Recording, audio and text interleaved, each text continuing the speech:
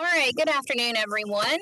Thanks to everyone for coming out today. This is the March 16, 2022 Technical Review Committee meeting. My name is Amy Alvey. I am the Assistant Planning Director for Oldham County Planning and Development Services.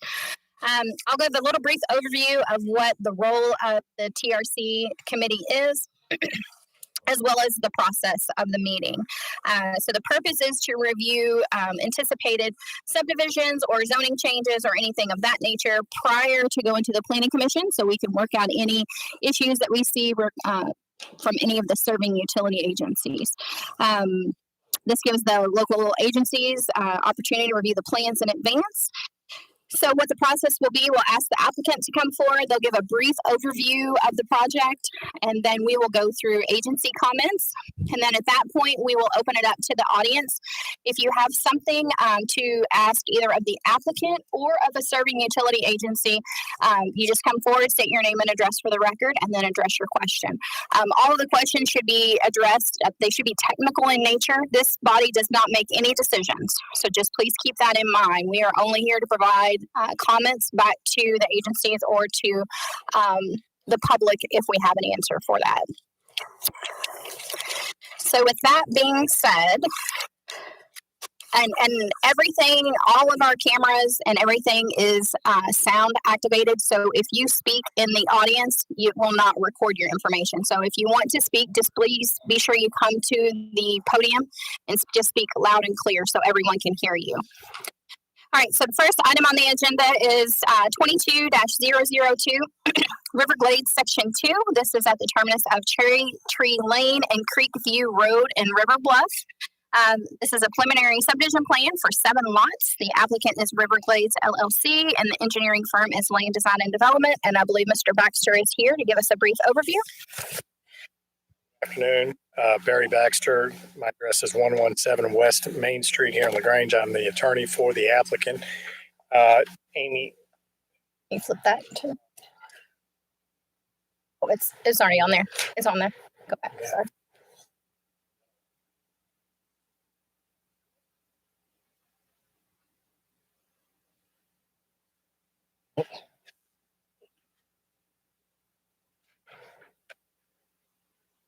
It's because it's always you. It is. It's always been. The system goes down.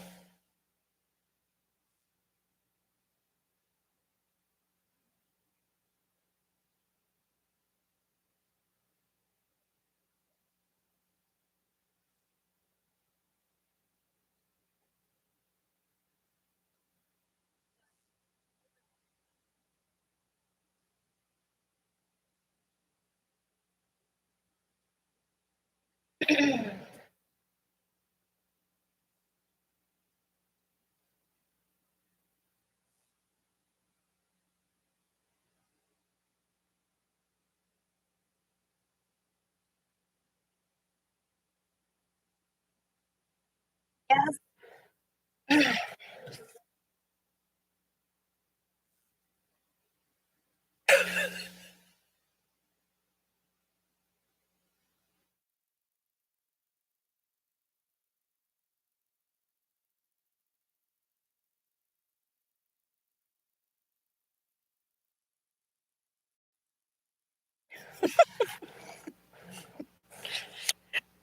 A break.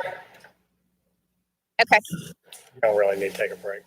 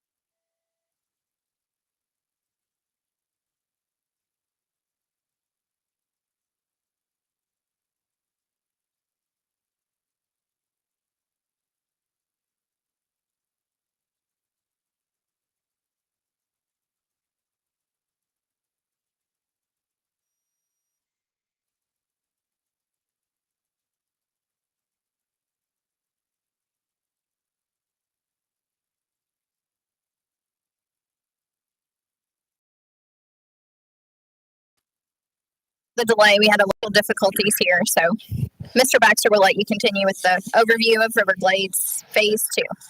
I represent the applicant. I have Eric Sen of Land Design and Development here to answer any technical questions that may arise. The developer in this particular situation wants to put in 7 lots. It is at the terminus of 2 roads in River Bluff. All cul-de-sacs that will be put in. Those roads currently dead end at our property line, so this would end up with cul-de-sacs. The plan calls for septic systems on the property. They went out with the health department. I think that the health department may have some concerns about the location of the lateral fields and the septic systems, which we'll certainly work with them about that. It's a pretty simple development. It's about 20 acres, and we'll have just these 7 lots with a detention basin located in approximately this area. And that's essentially what we've got. So we're more than happy to answer any questions you all may have or address any concerns you might have. All right, thank you. So we'll start with staff comments. Tom McIntyre, he's our senior planner. He is the staff person for this development. Thank you, Ms. Alvey. Start off with the review comments. Notate any access points designated for use by construction vehicles. Label the open space as Lot 101, 1001. Proposed detention basin shall be within a stormwater easement. Notate the distance on the southern property line of Lot 7. So it's just on the, that'd be the east side of the right cul-de-sac. Maybe there was a dimension there that was like on top of another number, but I couldn't see it. So just to make sure I had that. Notate any proposed fire hydrants and show existing if they're within the immediate vicinity. Notate the location of any cluster box units from USPS. The zoning designation lines on the submitted preliminary plan do not appear to match what this office has available on the web-based GIS system. Please verify. On our web-based GIS, it shows the lines are quite a bit different, so we can talk about that after this meeting. Revise the 100-year floodplain note to reflect the March 23rd, 2021 revised date. Under the variance requested, at the end of number 1, it should be 126 requiring a 174-foot variance for lot number 7 and a 40-foot variance for lot number 2 and a 70-foot variance for lot number 3. So I think those numbers are just a little bit, what appeared to me to be backwards. We can talk about that. A traffic impact study or assessment will not be required. The subject parcel shows to be outside of the city of River Bluff. Will this property be annexed into the city? And if so, when? Revise the zoning to show CO1R2 for the adjoining property owners at the following addresses, which will be for JBFT properties, the David Power and Bruce Hardy property, the Scott and Denise Yates property, and the Choctaw Land Development LLC property. Then we also do have review comments from MSD. It just says the lots will be served by septic from their email. Mr. Williams, we're going to start on this side this time. Yes, ma'am. So for the school system, basically with the 7 units and the calculated number that we have in the policy, it would net us 1 student. And there is more than adequate capacity on the North Campus, and the serving schools would be Goshen, North Middle, and North High. So that would grant them, obviously, they don't need the whole 35, but they would, the calculation comes out to the 35 per year. Okay. Mr. Ward? All right. So yes, we did conduct a preliminary site evaluation on Monday this week. The soil is definitely applicable for conventional septic systems. Concerns being are several sinkholes, drainage ditches. There is a creek and streams that runs through the proposed subdivision. That can and will be addressed with all the developers and builders as site evaluations are further conducted for each individual lot. So preliminary was just a broad spectrum overview of what we could work with, and then we will visit each individual lot as a residential structure is proposed to be built and know exactly where that specific septic system will go on each property. I do have a letter for you all just granting my approval to planning and zoning. All right. Mr. Tiller? The only thing that I would double check on is the cluster mailbox. I'm not sure what the post office is gonna do about having this be like just in a continuation of a subdivision, whether they're gonna make you put in cluster mailbox or not, but it's just something to double check with them just to make sure. They might allow you to have single mailbox. They might not. But as for addressing, I don't have a problem with it. Okay, Mr. Sullivan? I've got some notes here. I'll provide them in a formal letter at a later date here shortly.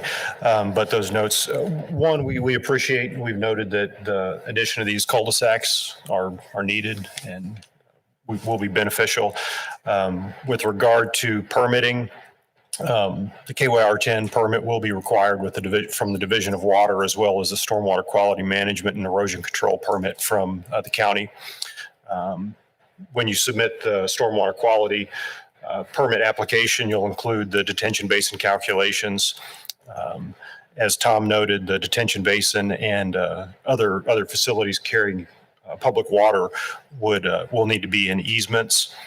Landscaping will not be permitted in the detention basin or tree canopy.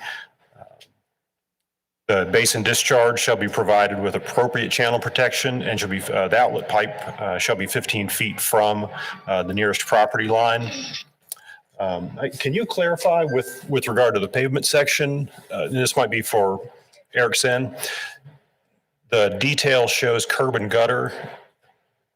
Is that going to have curb and gutter, or is it intended to be a roadside ditch like the rest of the subdivision?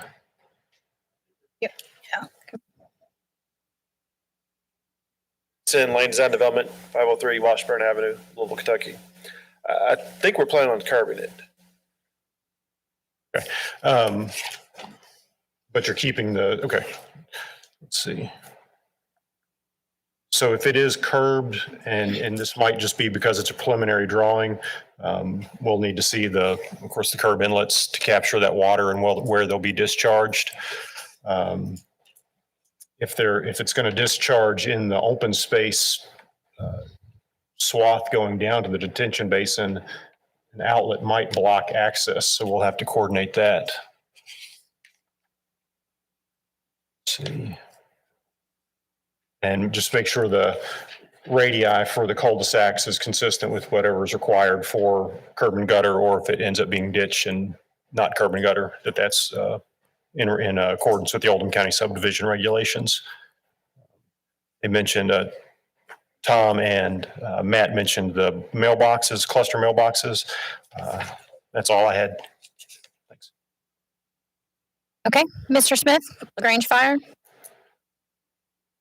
No comment. Property's not within our fire protection district. Okay, Chief Smith? All right, Chief Brown? No, I'm happy about the access and the cul-de-sacs there. That's something that'll benefit the neighborhood in general. I don't see any hydrants noted there. I know this is a preliminary drawing, but I'd like to see hydrants at both cul-de-sacs. Other than that, nothing. Mr. Luker? Comment. Okay. Thank you. So at this time, we'll open it up to public comment. So if anyone has any technical questions, again, in nature to either the applicant or any serving utility agency, just please come forward and state your name and address for the record, please.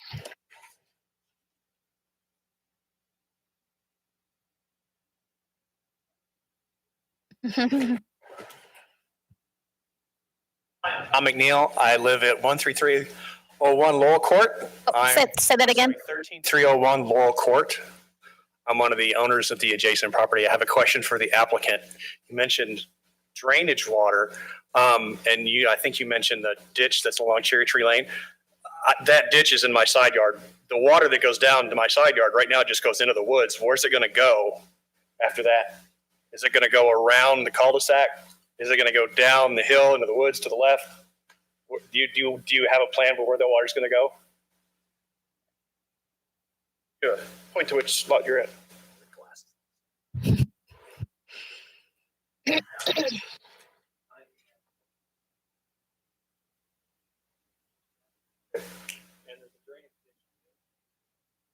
Right now, it's actually an erosion there that's going into the woods. Where's the water going to go after when all this is built?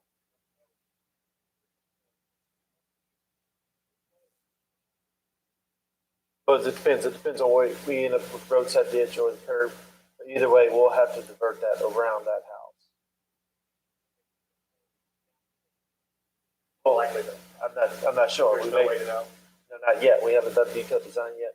But we could, if it is roadside ditch, we'll just pick up your ditch, take it along, and then run it down.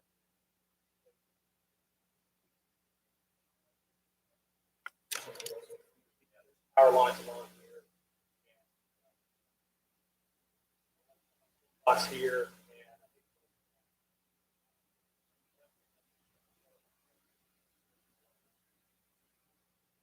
More likely, we'll have to pick it up and take it.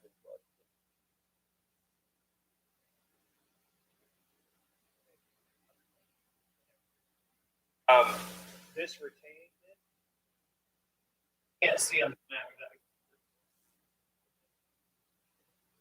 Yes. It's not in the creek. It's next to It it. will be next to the creek and it'll have an outlet pipe that will go into the creek. Correct. What happens when the creek backs up? And this will be a totally independent system. So the That- creek backing up will not wash into the basin. More likely not.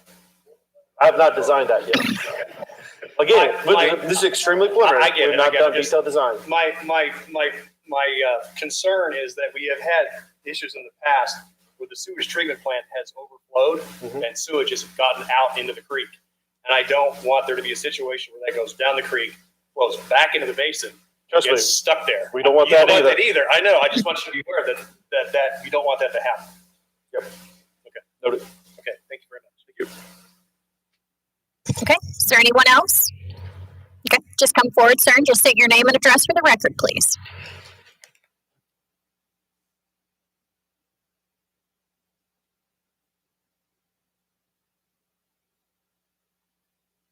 Good afternoon. My name is Willard Fadu. I live at 3209 Cherry Tree Lane, and obviously in the city of River Bluff. Two concerns or two questions I have for the applicant. Number one, in talking in same with what Tom was saying about the water runoff and so forth. If this project goes through and, all things being equal, everything seems to be in order, and then what happens if there's a water runoff problem later on causing drainage issues? Would the city of River Bluff be responsible for any and all repairs, replacements vis-a-vis as they have done in the past in the city of River Bluff? I've lived there, we've lived there for over 30 years, and they've always been in a timely manner to take care of any issues that might have been for runoff because of storms and what have you, corrections. Would the city of River Bluff therefore be responsible for that expense, redesigning the land or whatever the case may be, if in fact that became an issue? Correct me if I'm wrong. Now, River Bluff is over here, correct? That's correct. So all of our drainage is going to be coming this way. So none of our drainage actually is going to come into River Bluff. If you're talking in terms of having this annexed into the city of River Bluff, am I not mistaken? I'm not sure if that's, I don't know, Barry, you can. That's the scenario. My Okay. question is, because I live down here, I'm about 5 houses from the entrance to this proposed area. Okay. So the question is, if in fact this goes through as far as an annexation into the city of River Bluff, say 2 years down the road, everything's well and good, and then all of a sudden, to Tom's point, what happens if it was well intended to have not a problem with drainage, flooding, yada, yada, and then it becomes a problem 2 years down the road? Is the city of River Bluff, I being, an owner of property there along with all of us in River Bluff, are we responsible for the repair and replacement of anything that needs to be done in the way of any kind of a water overflow or any kind of damage? That's my question. In other words, as it is today.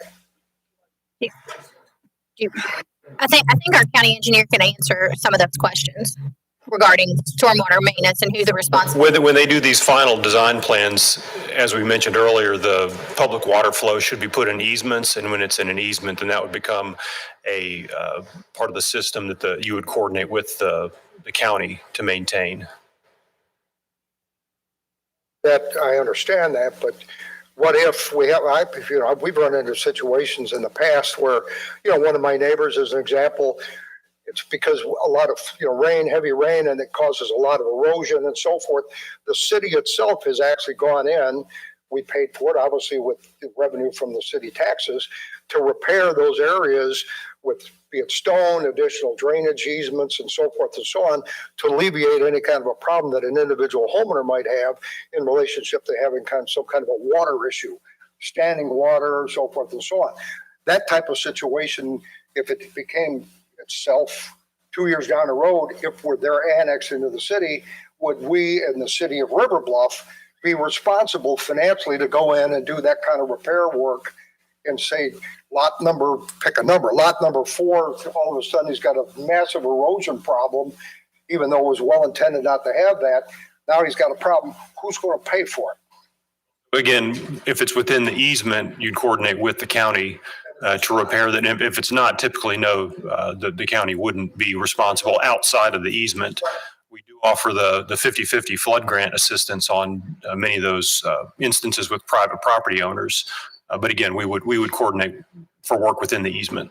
So responsibility financially consistently would be the city of River Bluff's responsibility. And the other question, just a general question, as far as the development of these lots and so forth, are you intending that you're going to have to do blasting?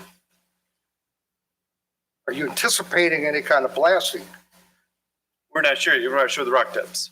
Okay. We'll have to build sanitary sewers, so that's going to help keep the depth of utilities up. So typically the blasting occurs when you're building sanitary sewers. Foundations. Or foundations, but typically if they're doing foundations, they're not blasting.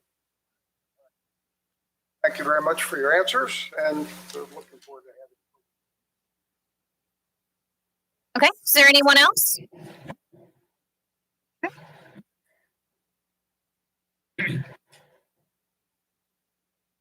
Good afternoon. I'm Brian Dillon. I live at 13405 Elm Lane. I am the mayor of the city of River Bluff. And I have a couple of things I want to ask about, but I want to address the taking care of the drainage issues. We anticipate, if all goes well and things happen as makes everybody happy, we annex this property, we will do the same thing we do for the current residents. And I understand the financial burden. There will also be tax income to offset that burden. So these residents would not be treated any differently than any other resident in the city of River Bluff. One thing that caught my attention was that from the health department, there was a concern about lateral fields location. Can you elaborate on that? So it's not really so much.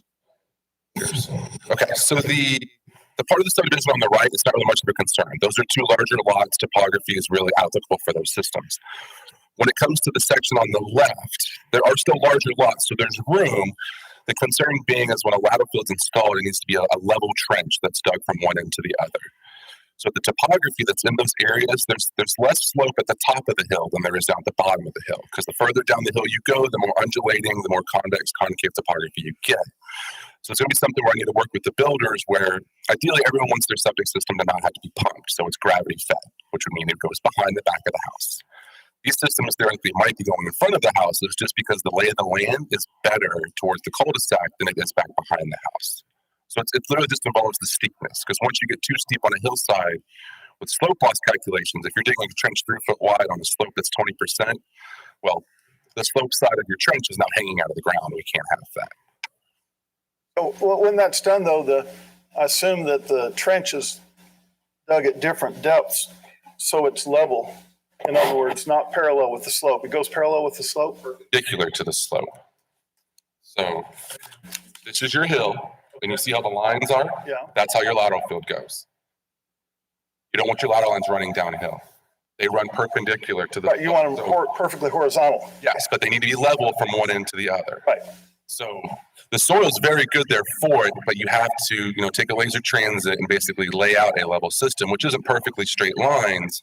But the more topography and the more slope you have increases the field, and over a certain percentage slope, you can't put a system in. And what happens then? Well, that's when we're going up to the front yard. there are spots, but again, that's working with the builders and house locations and knowing specifically where they're going. Do you foresee that one way or the other, these lots will be amenable to septic tanks? Yes. And right now, there have been no tests. This wouldn't be for you. This would be for an engineer, maybe. There have been no tests to determine the level or the depth of the rocks that might require blasting. And like Mr. Sen just stated, they've not gone to that level of investigation yet. And also, if they're not putting in sanitary sewers, that's normally when you have the blasting, is when you're digging those large trenches. For the individual homes, you'll typically just have hoe ramming. So I think they're not anticipating, but that's not known for sure. One more question. Yeah, sure. Take your I don't time. know who to direct this to, so I'll just kind of address it to everybody, and the right person can answer. There's something I came across called an environmentally sensitive area, and that's defined as an area of at least 5,000 square feet with a slope of 20%. Has there been a determination whether or not any such areas exist within this plan? Engineer, did you identify any of those on the plan? That's all I have. Thank you. On the plan, we've identified the areas that are over 30%, but not the ones that are over 20%. Yeah, our regulation is 30%. In the zoning regulations. So, and they've identified those on the plan according to the engineer. No, it's fine. No worries. I can provide this as well. This is one of our maps that identifies the areas of anywhere from 10 to 20 to 30%. So the areas in yellow, you can have this copy. Areas in yellow should be the areas over 30%. Additionally, on the plan, see for the engineer where it's all yellow, those are the areas over 30%. So this is available on our webpage. All these highlighted areas in yellow are 30% slope or more. Like this yellow. Mm-hmm. Yep. So this is all available online. Thank you. You're welcome. Yes, ma'am. No, you're fine. Layla, I'm at 13301 Laurel Court. My question is, it sounds as though we didn't know that the land was going to try to be annexed. Is there any way to go to these new property through River Glades instead of City of River Bluff? I don't think topography will allow that, but that would be a question for the developer if they looked at connecting it to the existing River Glades rather than River Bluff. But you just can't do it? Right. How big is that road right there that's leading to the basin? How large is the road leading to the basin? It's not a road. What is this? It's open space. Just open space? Yes. It looks as though it's a road. No, here's the roadways. Right, and this This goes will into be- a cul-de-sac? Yep, that'll be the paved area. Why wouldn't if these lots were gonna be developed before this, why wouldn't the access have been through? Can you speak into the microphone because people in the back can't hear you? Yeah. I just asked if they were gonna develop these lots. Oh, you, what, put it over here? Yeah. This is yours then. Oh. It's over here. Why didn't they?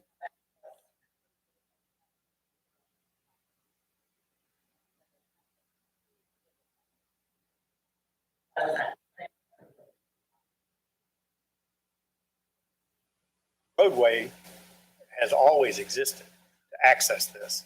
So one of the concerns when I spoke to the mayor about this was he wanted to make sure that we were not accessing anything else. So Right. arguably back when they developed this, they could have attached to these two roads and had people coming through into River Bluff that way, so there would be more traffic. This is going to limit the traffic, and those are public roads that abut this property and are available to be used. You need to come to the microphone and state your name and address for the record if you're going to have a comment or a question. My name is Katie Terrence. I'm at 3305 Cherry Tree Lane. I think she just means why didn't you plan to keep your developed lots or these lots within the Riverglades to begin with?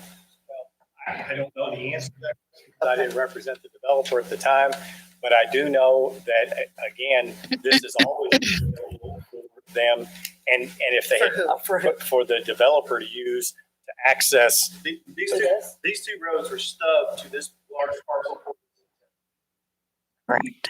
Okay. Back when the roads were originally built, that's why there's not a cul-de-sac here. Those are stubbed to that property.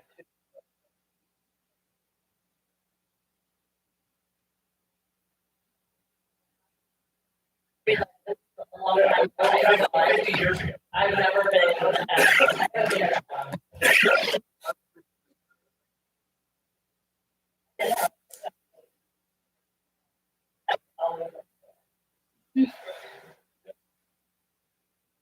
Yes, sir. Just come forward, state your name and address for the record, please.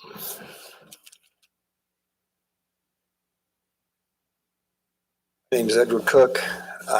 Edward Cook, 13305 Creekview. Edward Cook? Yeah. Okay.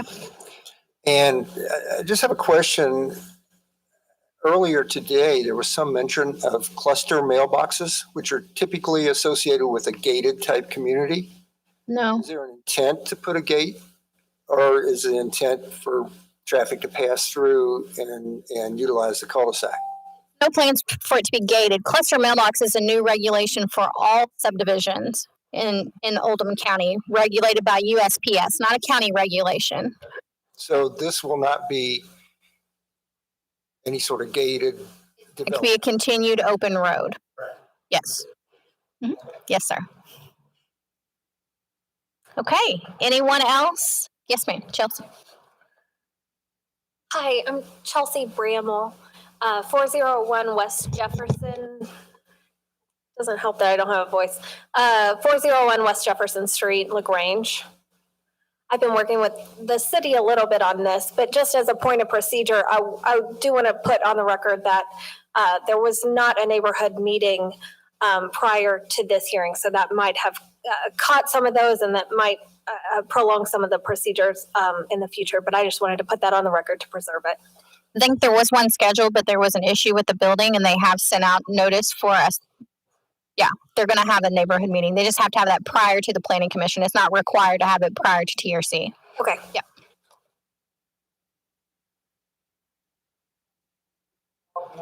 Yeah, if you have more questions, absolutely, Mayor. You sure can. Come on up. This is an extension and not a new subdivision, and it will be part of River Bluff. Is it the case that we do not have to have clustered mailboxes? That will be determined by USPS. We don't make that determination. So your local postmaster, we sent a copy of the plan to the local regional director, which is Kenny Shives. Sometimes we get comments back from them, sometimes they don't. But once they get to the point before it goes to record plat and the road design, they'll have to submit something to us of what type of approval it will be, whether it'll still be individual mailboxes or if it'll be some type of small cluster system. Individual mailboxes. There you go. Mailbox at my house. Sure. Yeah. Thing for the neighborhood meeting, if you let me know, we can get the New Goshen Presbyterian Church where we have our meetings. Thank you. Appreciate it. Thank you very much. All right. Anyone else? Okay, so if you receive notice of this meeting, you will also receive notices of future meetings. This is not a zoning change request. So the final meeting, will be for the Oldham County Planning Commission. The filing deadline is March 30th for the April 26th Planning Commission meeting. So again, if you receive notice of this, then you will also receive notice of the future Planning Commission meeting, and you will also receive notice of the neighborhood meeting. So with that being said, I'm looking to see if Mr. Ashburner is in here for next one. Cliff's out there.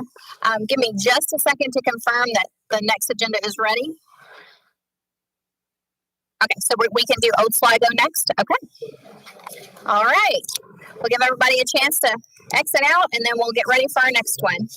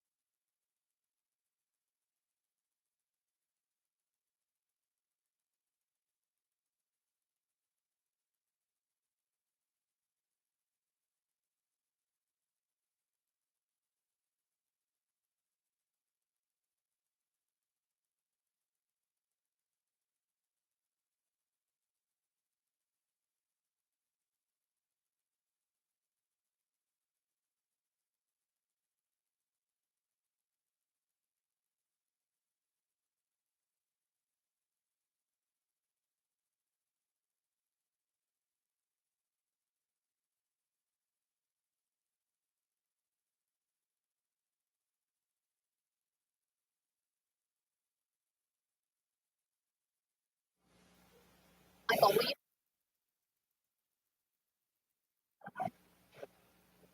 No.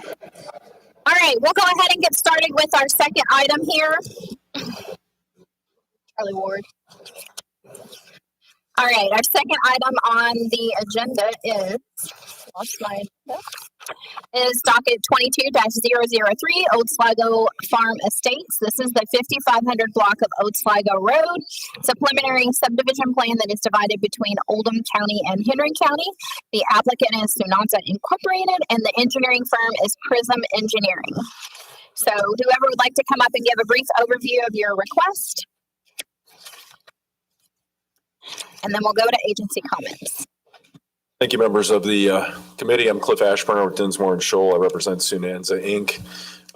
Phil Gambrell with Prism Engineering is here, and I'm going to ask Phil to come up and give his presentation in just a moment.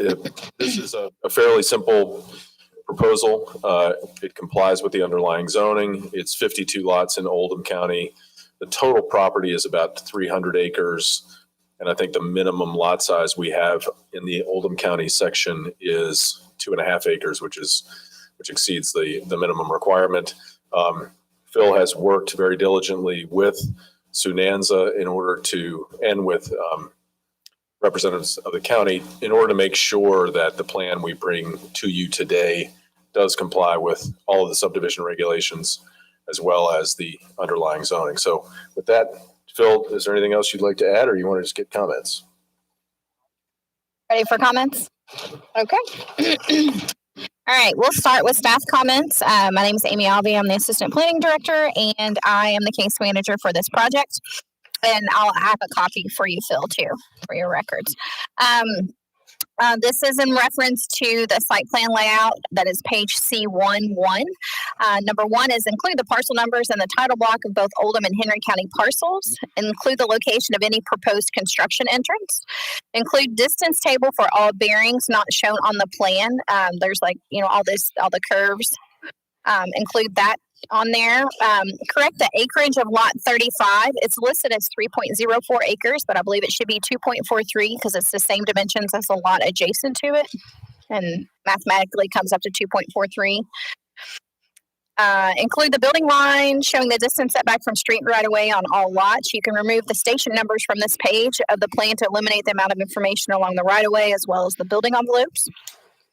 Include areas of substantial existing trees. Include the lakes, ponds, marshes, and wetlands and streams on the plan. Include areas of steep slope, which is the over 30%. Include 5-foot contours. 2-foot contours are allowed in CO1. Include the location of any sinkholes. Include the location of the drainage facilities. Include notation regarding the location and elevation of the 100-year floodplain. Include notation of the stormwater flow. The county engineer's office will address further stormwater requirements in their comments, but please be sure to place all drainage areas and easements. Update adjoining property owner information for the following. There's 4 adjoining property owners that are not identified on the plan. It is 3417 East Highway 42, 3401 East Highway 42. Update the name of tract 52000001N to Pamela Berry. And include 5494 Old Sligo Road, which is the Robinson property. Consult with Matt Toller, GIS manager, for street names. And then under site data, break down the following for Oldham County and Henry County sections. So don't combine those together. Number of single family lots, minimum lot size, regulation per county, amount of open space, and lot coverage. Location of cluster mailboxes appear to be in the road right away and require location approval by the county engineer's office. So that needs to be worked out through the county engineer's office. And then finally, the filing deadline for the April 26, 2022 Oldham County Planning Commission meeting is Wednesday, March 30th. And I'll give you a copy of all of that. I was going to make. Yeah, you can make a comment if you want, Beck. Phil Gambrell, Prism Engineering, 2309 Waterson Trail, Suite 200, Louisville, Kentucky, 40299. A vast majority of those comments you just made. One of the 11 sheets you submitted. We need one sheet that has that information on it. Did at one time and you couldn't read it. Well, then you can make it on 2 pages if need be, but we have a lot of subdivisions that come in that have all of that information on it. So if it needs to be on 2 pages, you can put it on 2 pages, but all that information needs to be on 1 sheet. All that information. It'd be 100 scale and so put it all on 1 sheet then. Yep, that'd be fine. No worries. All right, we'll start down at the Mr. Luker. All right, Chief Smith. Be traffic, what kind of impact it's going to have on the traffic in the area. Our other concern would be response time to this area because it's not really, it's kind of remote for us. Part of it's in Henry County. We would not respond to an issue in Henry County, so I'm sure they would have their voice to say in this. And the last thing is if you start construction, please have security because there's a lot of thefts and sites we have to respond to. For that, we have submitted the plans to the State Highway Department. Old Sligo Road and 42 are state roads. They have responded back stating that they've reviewed it, they're okay with it, and that the 76 lots does not meet their threshold for a traffic impact study. However, in our pre-application with Oldham County, there were discussions of the traffic. So we have contracted with Zimmerman Engineering, Diane Zimmerman, and she is currently performing a traffic assessment for the area. And yes, I know about the theft because I'm building right across the street and it's already happened. Numbers like gold now. And I neglected to read into the record, so I'm going to pause you, Keith Smith, for just a second. We did receive a comment from MSD, and it just says that the Board of Health will require approval since it is a septic development. From Henry County Water, they could not be here today. And it says, judging by our preliminary tests, supplying the new subdivision should not be an issue. We have found so far that the issue most customers are experiencing on Old Sligo Road is a drawdown of flow due to water main being on regulators both ways due to high pressure. The regulators allow an adequate amount of pressure and for now flow. However, adding 75 homes or turning on a hydrant hard enough would certainly affect that.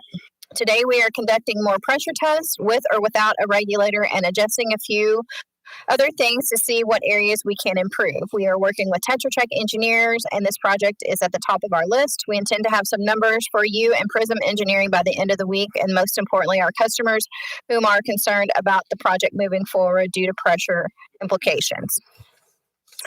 And we did not get comments back from KYTC. Their staff engineer that we work with was out of town. So we have to wait for him to get back. Johnny Micah. Okay, that's who I got. Yeah, he has not provided us comments on that because I don't think he understood when I explained to him that there were 8 lots that faced Old Sligo and they all 8 were going to have driveways. That's that in his email to me. I understand that, but in the conversation that I had with him, he did not understand it. So we'll have to wait to get comments back from him as well. Okay, Major Smith. Yes, sir. Had comments or questions for the applicant in regards to water supply and so forth. I think Ms. Alvey answered some of it just a few minutes ago, but just concerned about, this is all Henry County water, I believe, correct? Yes, sir.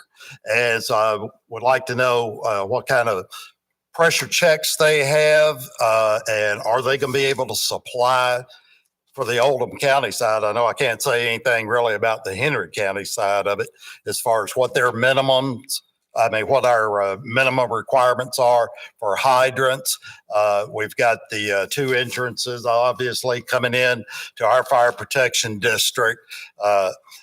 Just curious if there been any concern or any conversation with, I'm going to believe this may be Campbellsburg Fire Protection District.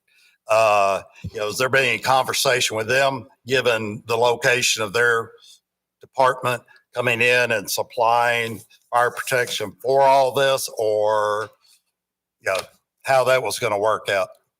Currently, we are working, as the email from Keith stated, we're working with them. They are working with Tetra Tech in Lexington, and they are going to provide us a report with flow and pressure data within the new development.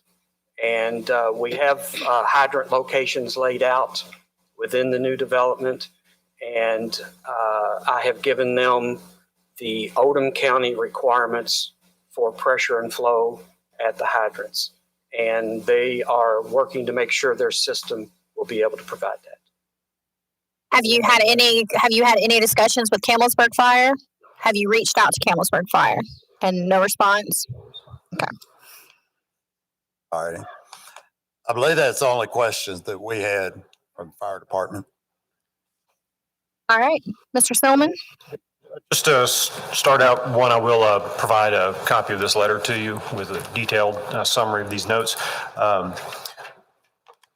Start by saying the plans that we got, as Amy mentioned, it's a large set, a little bit more than typical for TRC or Plan Commission. So you provided more information that is usually required, and that's not necessarily a bad thing. So I will have some comments on some of those items that aren't typically in this. But just to start with the regulatory jurisdictional streams on the property, you will be required to coordinate with the U.S. Army Corps of Engineers and the Division of Water. They may require 401 and 404 permits, so you'll need to coordinate with them on that matter. Streams on. Correct. Yes. You will also be required to apply for the stormwater quality management and erosion control permit with our office. The Division of Water will require the KYR 10 permit.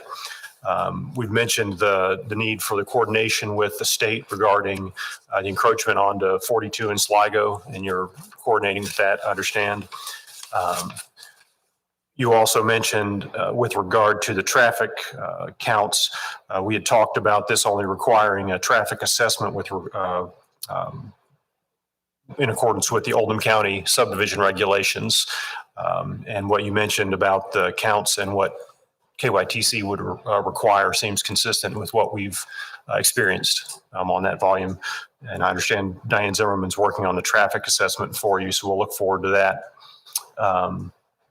The CBUs, the cluster mailbox units, you'll need to coordinate with our office and the Postal Service with regard to location of those, as those mailbox units are kind of in their infancy and implementation.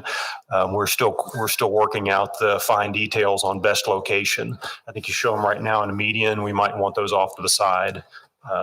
Both trying to be the most convenient for both someone coming into the development being able to stop and someone within the development being able to come up, drop off, and go back.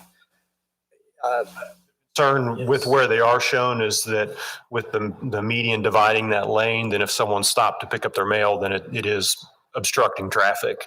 So it may need to be in a more central location to the side, but we can coordinate that with again, the post office and during plan review, construction plan review.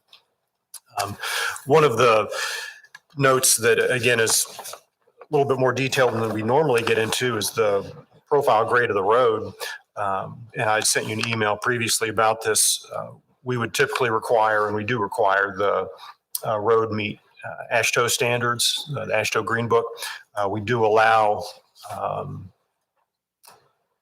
the low volume road supplement to that to be used if you have areas where the cul-de-sacs or such might allow a lower K value on your curves.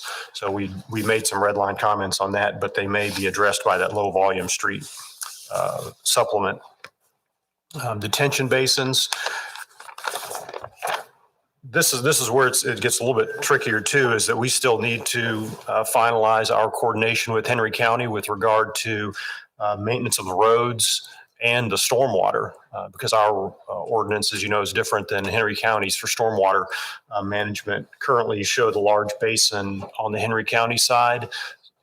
So we'll need to coordinate that and verify that for our maintenance entry or easement. Is that satisfied?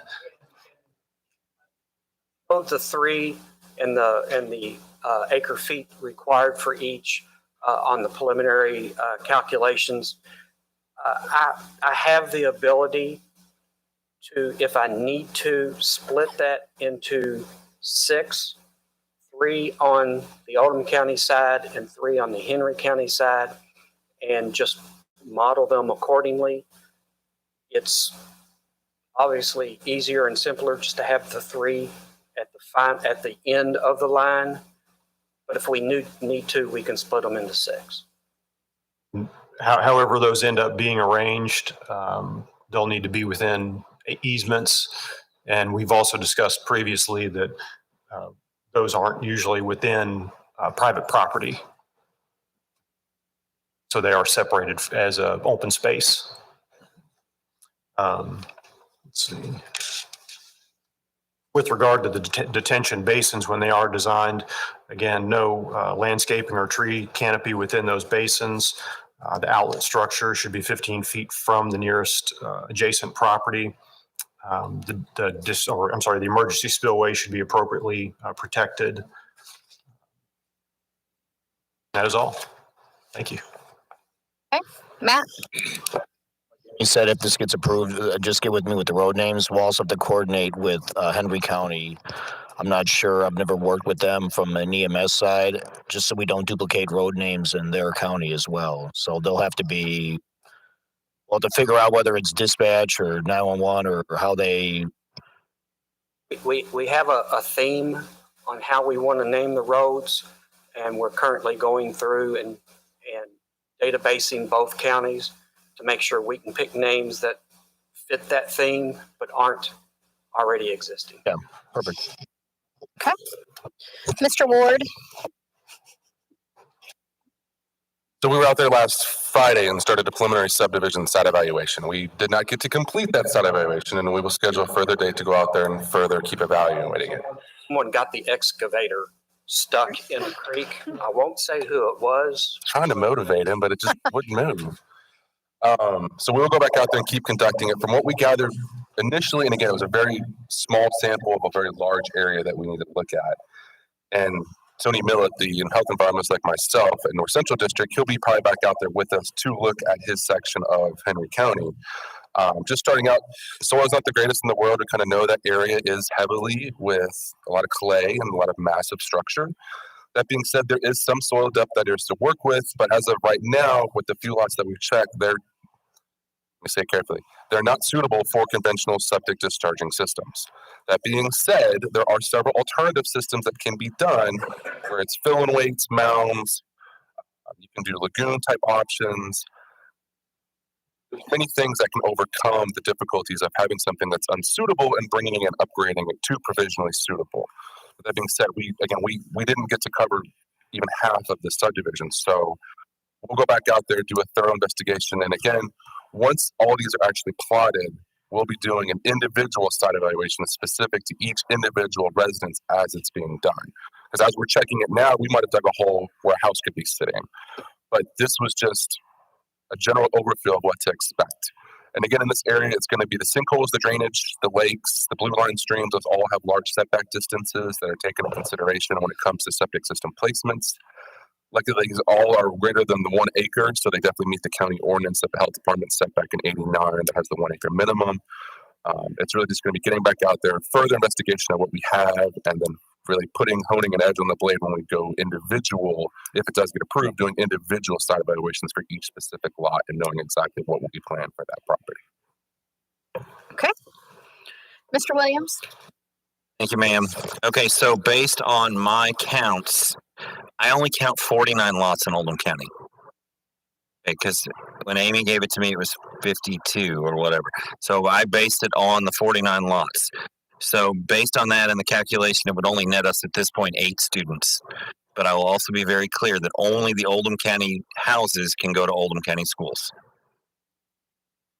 So with that, and then with the other feeding impact areas that we have based on the ordinance, At this point, it would bring it up to 114.53% of capacity, which technically is inadequate, but based on the capacity ordinance and multiplier, that would grant you 17 building permits or units per year. What are the serving schools? Sorry, if you said that, I missed it. Elementary school, Oldham County Middle School, and Oldham County High School. Thank you. Okay. All right. So at this time, what we'll do is we'll open it up to the public.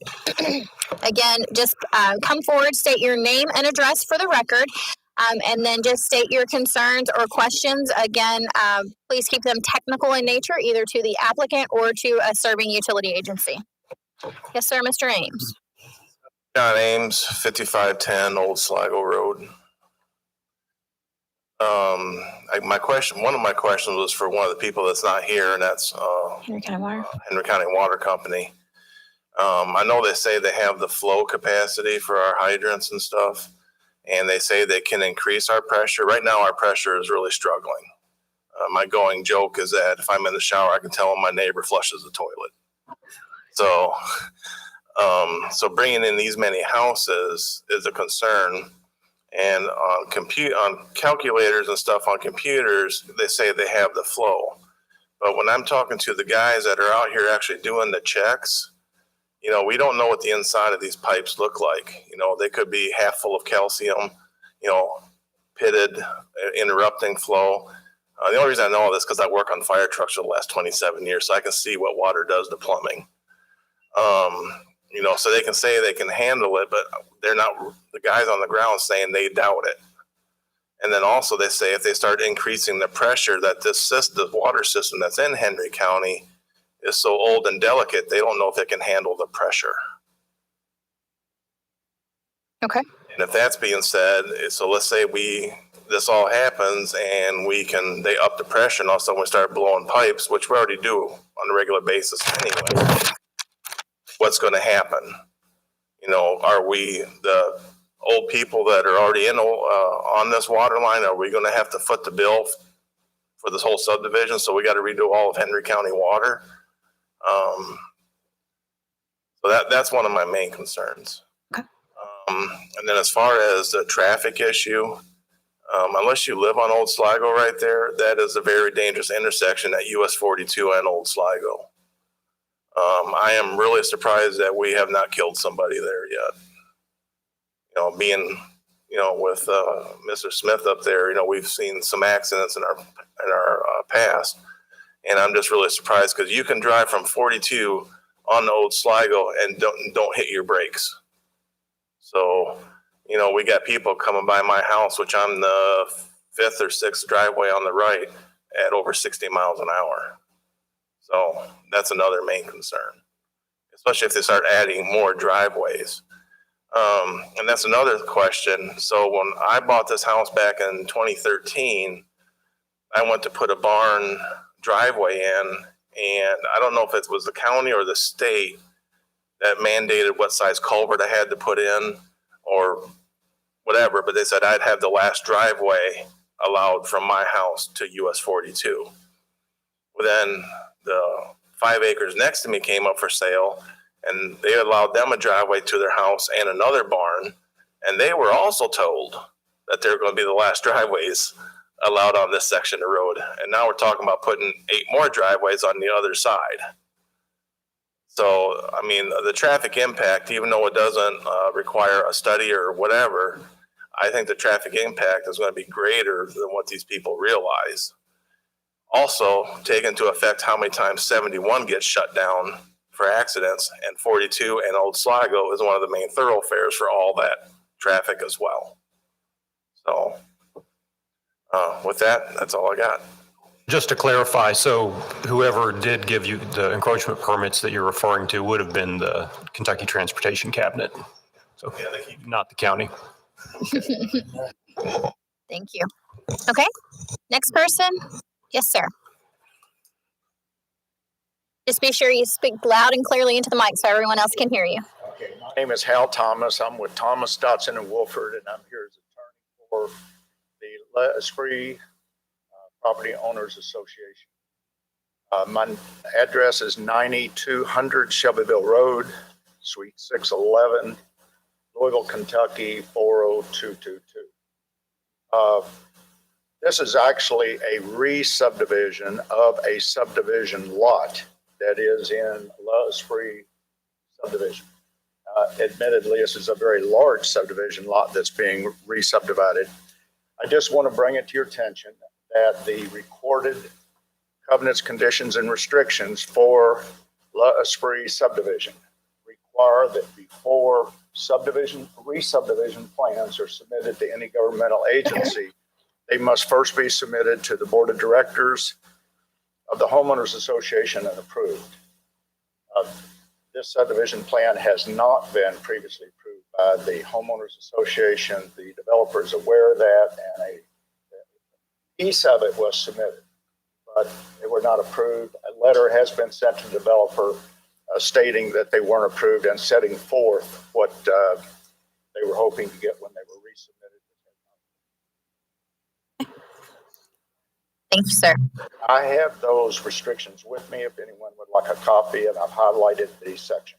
Well, not necessarily, because we don't administrate CCRs or deed restrictions. So that's not something that this body would take into purview. Again, it's technical in nature.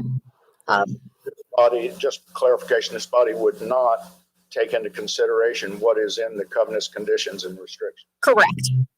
You're welcome, sir. Okay, who's next? Yes, ma'am.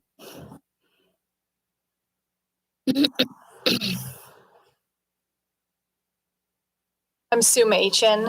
I live at 2039 Forest View Lane, LaGrange. Okay.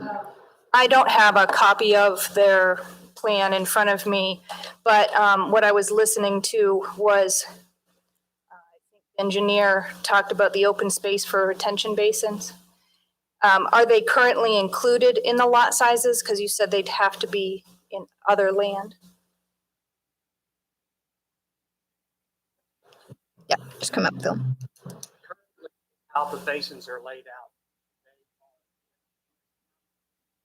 out. I don't care what county they're in. I asked if they were in the lot sizes. Correct. Are within the lot.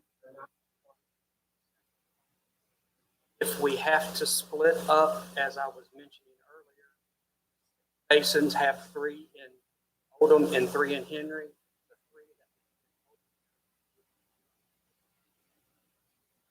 That would be a lot that would not be sold. Okay, so it'd go down from 49 to 46.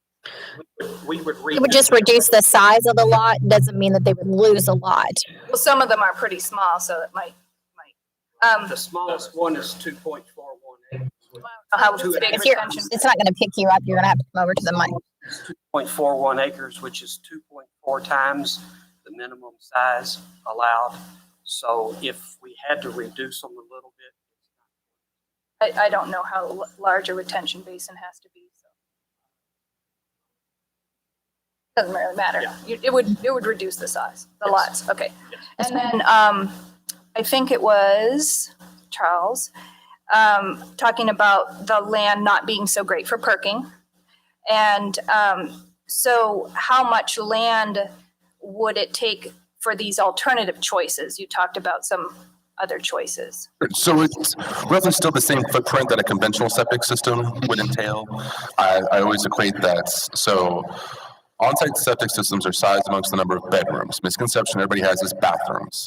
I flushed one toilet 4 times. I flushed 4 toilets 1 time. Same volume. Right. So number of bedrooms will dictate the overall size of the lateral foot. I usually equate like a 5-bedroom home is about roughly half a tennis court in size. Now that's on a 0-grade flat plane. If we can't do your conventional septic systems, then it's like a mound system. Well, a mound system is for like a 4-bedroom house is roughly 30 by 70 in length. So it doesn't really increase the overall footprint. The concern being, though, is coming up with good enough alternative systems that have minimal to no environmental impact, because that's my concern here. Right. I mean, I want to make sure that anyone's wastewater that's being left on their properties is not contaminating groundwater, it's not getting any of the creeks or the streams, or getting filtered into any of the sinkholes or anywhere around the body of the water. My first responsibility is to the public, and the second is to the environmentalist, public health environmentalist. So these concerns will have to be addressed individually as they come.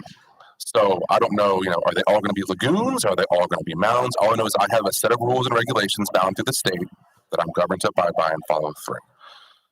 So there will be some challenges, but again, with what we're able to do on Friday, I literally looked through the keyhole of the door.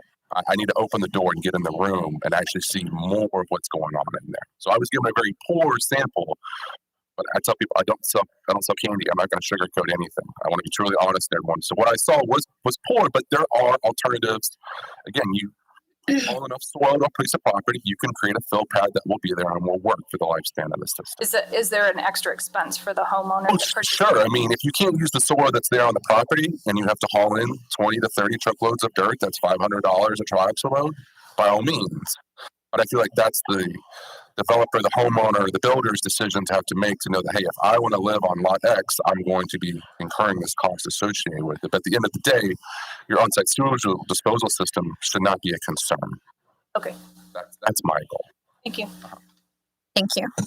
Yes, next person that wants to come up and speak or ask a question.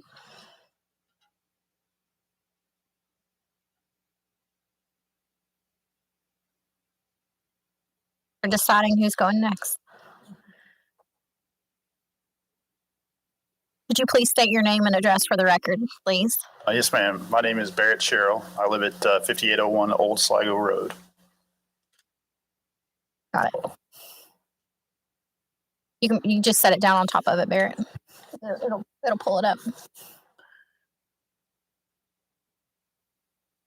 There you go. The first thing I want to tell you is this was not a fatality. I don't know how it wasn't, but if you look at, I'm going to point here real quick. The trampoline that's in my side yard. This is my barn. As you can see, it's right there in our driveway. I think as we have this conversation about the potential impacts of this from a technical standpoint, this person was estimated to be doing somewhere between 80 and 90 miles an hour when they came off the road in front of my house. Mr. Ames' point, if you've traveled that section of road, if you're familiar with that end of the county, you come off 42 and there's a pretty sharp curve. It's a hard turn to make sometimes when the foliage is in place. So generally people come off of, 42, I guess that would be westbound towards LaGrange on Old Sligo. There's roughly 1,000 to 1,200 feet between the corner of our property, the corner of 42 and our house. And this particular individual came off the road and managed to hit our driveway, went airborne, turned around and shaved our 4-board fence down and perfectly wrapped the car around that tree. Ironically, the guy just about walked away. But for context, you can see the engine that Don Hedges chained that was 15 feet, what would be in front of the car. The battery and all the glass from the car was on the trampoline. So I feel like that when you start to put this in the context of adding this much volume from the same points we're talking about from Highway 42 to what we call Dead Man's Curve, which is kind of an S curve. It's on 42, about another mile and a half from 42. There are roughly 15 houses at this point. You could get to 18 depending on how you count. There's a few flag lots, but when you talk about putting the type of density into this area on top of the current population, and 42 and Old Sligo are a thoroughfare for people that live in that end of the county. Also Trimble County, if you're coming from kind of that corner where 153 intersects 42 and then you're headed to LaGrange, you're probably coming past my house. So our place was built in 1910 roughly. And, we're not 150 feet off the road. We're like roughly 40. And so when you start to talk about, adding this type of capacity, it becomes a real issue. That's my first point.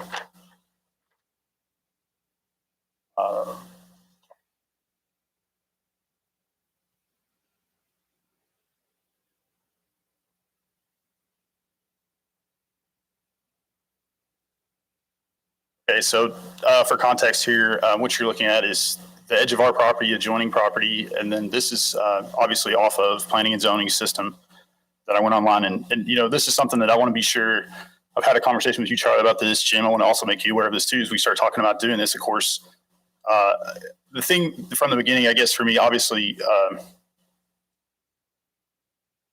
there's a lot of things I have concern with, but if you look at the topography here, this area is just adjacent to my building. There's a sinkhole here. Floods. It looks like this. For better context, it looks like this. So, you're talking about roughly 1 foot of water here in a brisk, heavy downpour. But to also kind of give you sort of reference for this, as we start talking about the idea of, impact and flooding. That doesn't show as well, maybe as it would in person. These are the things that happen. This land,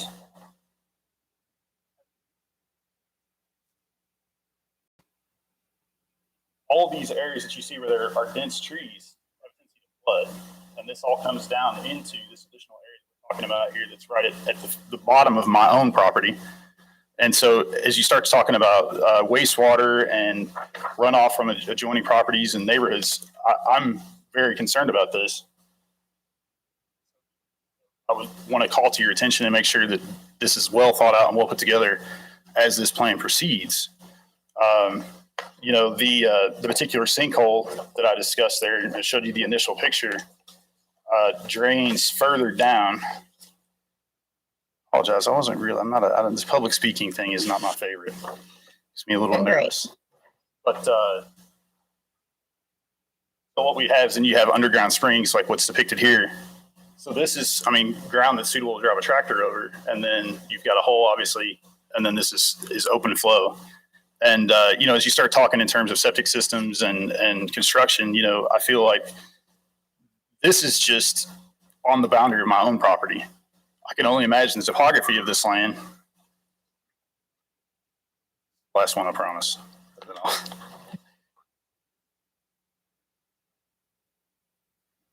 For reference, my own house is located here.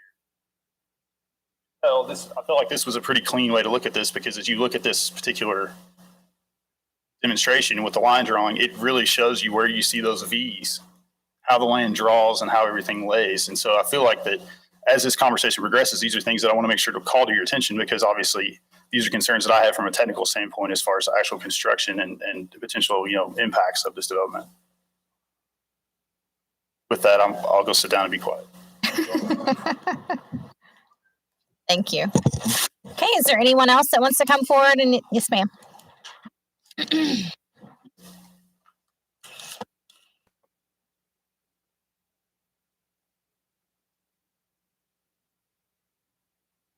Hi, my name is Trish Henryon, and I live at 1309 Park Shore Road in LaGrange within L'Esprit. And as Barrett said, my concern has to do with the topography and the environmental impact that this development would have on the waterways and ponds and streams. Also, one point, as far as non-conventional septic systems, I'm not that familiar with them. Is it a problem if you have a lot of runoff as far as lagoons go and flooding and that kind of thing? Is it impacted by the topography? Can be, and usually topography, again, it deals with that level trench installation and then the slope loss that's calculated being on the hillside itself.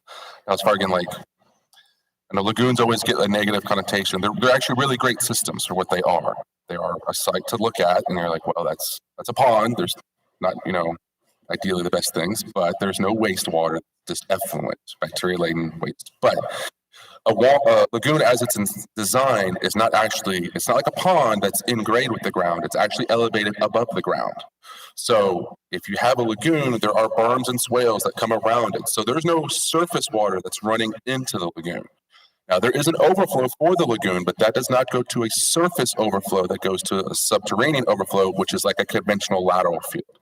So say you had a lagoon and we got 5 inches of rainfall in 6 hours. that lagoon is going to fill up because only two things really contribute to lagoon's water level: the wastewater that's generated and the rain that falls directly out of the sky that's into it. Surface and groundwater should not be contributing if it's designed correctly. But if that lagoon does take all that rainwater and fills up, it's not going to be overflowing like a conventional pond onto the ground. It goes subterranean beneath the surface of the ground like a regular lateral fill type system would be. But yes, the topography is definitely a great concern of mine. Because again, if you get slopes that are too steep, that becomes applicable for installation. And basically with the runoff issues that happen, the greater the slope, the more likely between wind, gravity, and water, you're going to lose all your good soil down at the bottom of the hill. Because ideally, soil is found its best in two spaces, the top of the hill and the bottom of the hill. It either starts there or it ends here. So it is definitely a concern that I'm having, but like even with your lot, if I was out there and did it, I'm putting the same eyes and care onto this as I did for you yourself. Yep. Again, I always joke with everyone, I want to come out once and then never hear from anyone ever again. And not to be rude, to say like, I don't ever want to speak to you, but no one calls me in 5 years to say, Charlie, my septic system's still working, thank you. It's if they have a problem. So again, I want to be brutal. I'm like, I'm happy to meet anyone and everyone wherever they meet, but after that, I don't want to hear from you. But that's just a personal goal for impact that I want to have. Do you have any restrictions or guidelines as far as the number of non-conventional septics allowed in a? Falls just under the state regulation. There's a KR that puts in place for that. I can't have too many of system X within that doesn't exist. As long as it meets the setback distance, installation depths, and it's sized accordingly for what the need is, that all addresses it there. The big thing, again, is going to be a lot of setback distances for the drainage ditches, the blue line streams. Those sinkholes have a 70-foot setback distance off of them because I want to make sure that I don't have a direct conduit from someone's lateral field to that sinkhole. Requesting that information, you don't have that information as yet? That would be addressed when we're doing the preliminary subdivision and then also individual site evaluations on each specific lot. I will go to every lot that's going to be there. There's no way they can come to planning and zoning or get a building permit before I've put eyes onto the property and determine where and what they're going to do. So that will be, again, this was preliminary. It's just a very wide brushstroke, but then I will come back and you also need to complete it. You're going to go back out there to do more. Once lot that ever gets proposed, I will be back on doing site evaluation. You're going to go back because you didn't complete it because of the excavator getting stuck. Yeah. I will go back and again finish the overall, which again is just it's a very small sample size of just what to expect. I wouldn't want somebody to go out there and then we didn't do that. Oh, there's bedrock 6 inches over the entire subdivision. Well, it would have been nice to know that before we decided to put 50 houses back here. Right. Yeah. At some point, it becomes unrealistic expectations of what can be done. But there's nothing in place that I have to hinder work that can be done. You could do 50 fill-in weights and move a mountain of soil from some county to another county and let it settle for a year, then put a conventional system in it. My goal is not to stop anything, but to make sure that there's no environmental impact caused from it. This is a question to the engineer. Do you have any plans in place for waste removal from horses? It's a horse community and, well, it's being advertised as, in a horse community. There's been talk about allowing horses on these lots, even the smaller ones. That could potentially be quite a few horses. And having been a horse person my whole life, that creates quite a lot of muck. And, unless you remove the muck from your little paddocks or your stalls every day and have, an adequate area to either spread the manure over fields or have it removed by dumpsters or what have you, like the training centers do. Have you put anything like that in place? Is there anything in place for that?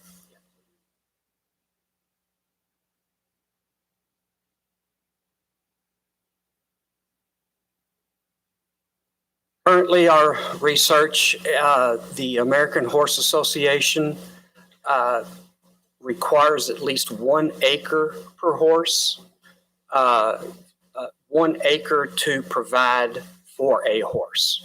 As far as, everything that goes, I'm not a horse person, so I don't know what all goes on with a horse, okay? Our covenants and restrictions for this development requires you to have at least 2.5 acres before you can have a horse. You have to have 2.5 acres per horse that you want to have. Lot size. The lot size. Okay. The majority of these lots are in the 2.4 acre range. So most of these lots in this development will not allow the homeowner to have a horse. The rest of them that are in the 3, 4, 5, and 10 acre size, I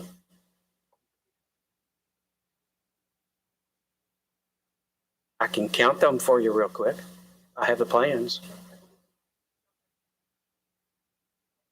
You need to come back over to the mic so it won't record you that way. Sorry. Question was not about, what a horse needs for space, but I know that horses produced quite an abundance of manure every day. I muck stalls every day. I go in and out of barns treating horses, and it can create quite a fly population. Even if you've got predator hornets and such, you will create a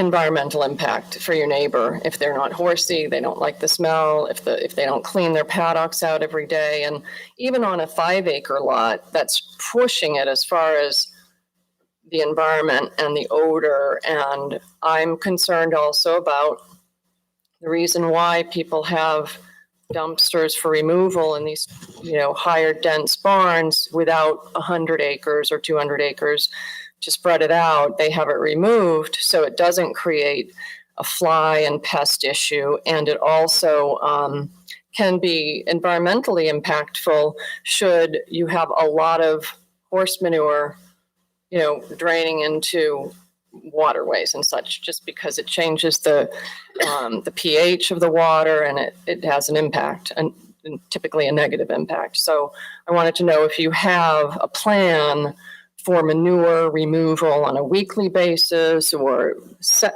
places, but it might, okay. No, we are not going to set manure removal requirements. L'Esprit itself is a horse community. It's been a horse community for however many years it's been established. There are no such rules for L'Esprit. So why should this one be any different? Because of the density of the potential density of the horse population, the size of the lots and the topography, it might be something you might want to consider. Anyone else who's a horse person here might want to comment on this as well, so it's not just my random suggestion.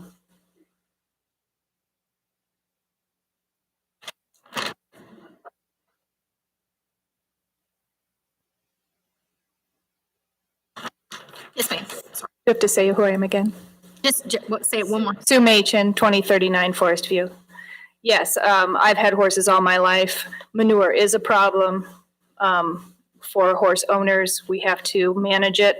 I have a 67 acre farm in L'Esprit, and we manage ours so that we don't have excess flies and such. And because we have 67 acres, we don't have to worry so much about our immediate neighbors. But the potential of even out of the 76 lots, even 30 of them having 2 horses or a horse would create a large, dense area of manure problem if it wasn't addressed. And somebody else spoke. It was about the septic fields again. And I can't remember what it was, but it might come back to me. Sure. Okay. Anyone else? Yes, ma'am.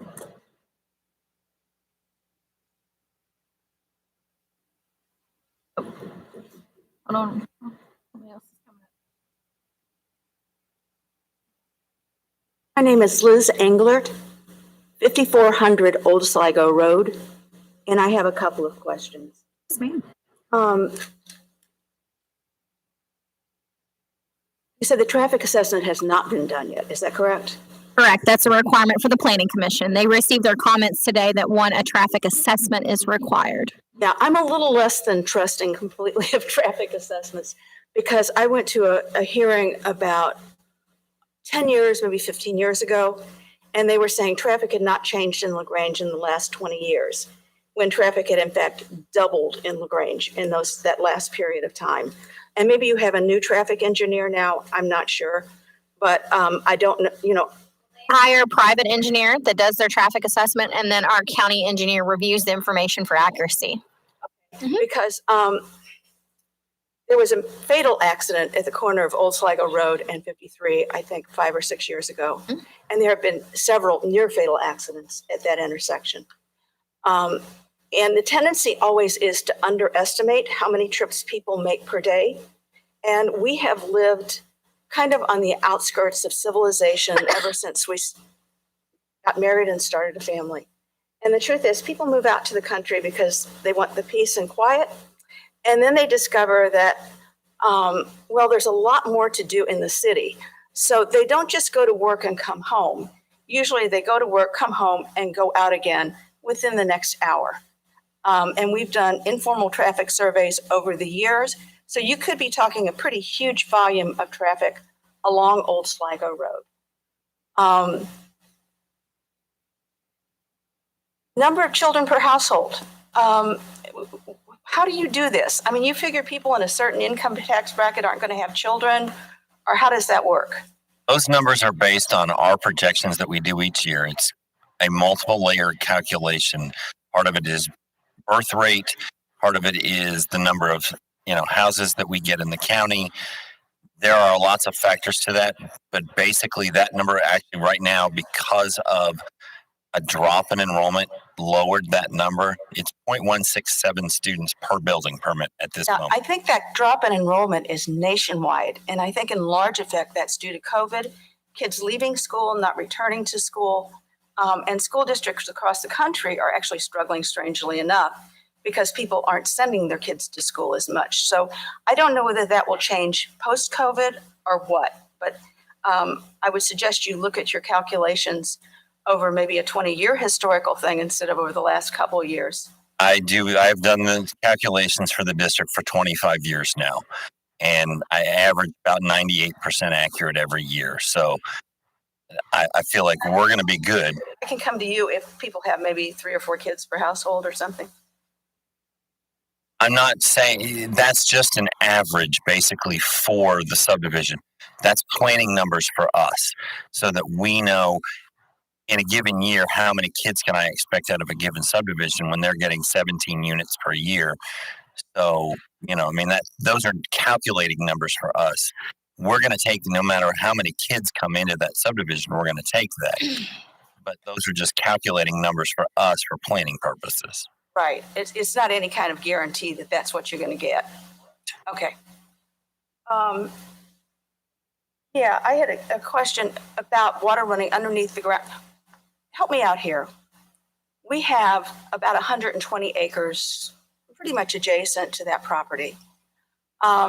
We farm it. We have horses. And we have sinkholes that pop up every year that have never been there before. Unfortunately, our house is not over one. Our kids don't play near one. But every year, there are new sinkholes and they get deeper. And we're not just talking a little dip in the ground. We're talking, 8, 10, 12, maybe even 15 feet in some of these sinkholes. So the question is... Nothing to do with involved with sinkholes. Yeah, but you do have to do... Where does the water go from those sinkholes when they run down in there? Wherever gravity and water wants to take them. They follow underground aquifers. My goal is just to stay 70 feet off of them to not contaminate them. I have nothing or no rule. Required, and they're required with their construction plan submittal to identify what are known and address those appropriately. Well, there's numerous ways to mitigate sinkholes if necessary. So we have to address that in the construction plan phase.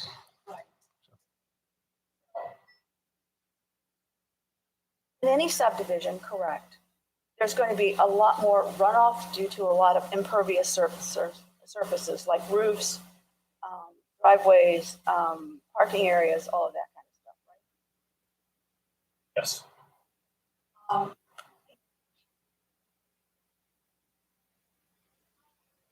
We have a problem in L'Esprit along Harrods Creek. I don't know whether you've been made aware of that or not, but the bridle trail has to be so many feet off the creek, and then people lose land every year who are in the subdivision when their fences have to be set back. Because the flooding has been stupefying and really impressive.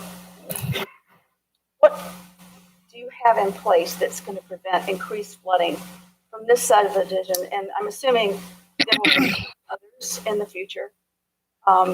Is there a point at which you say the ground can't absorb any more water, or do you just channel it somewhere and try to get a deeper hole to put it in, or what do you do? That goes back to the detention or retention basins that we were discussing earlier. And there's a county ordinance that requires that the runoff that's developed or generated from the impervious area that they include in the development that's a result of the development, that the post-construction runoff does not exceed the pre-construction. So basically what that means is that the engineer for the developer is going to perform calculations to show that the detention or retention basins take in that additional water and runoff that's generated, and it is there are standards for calculating how it's released. We look at the 2, 10, and 100-year storm to determine that it's not released in excess of what it is being released now. Ma'am, if you can either pull the microphone over or slide. Yeah, there you go.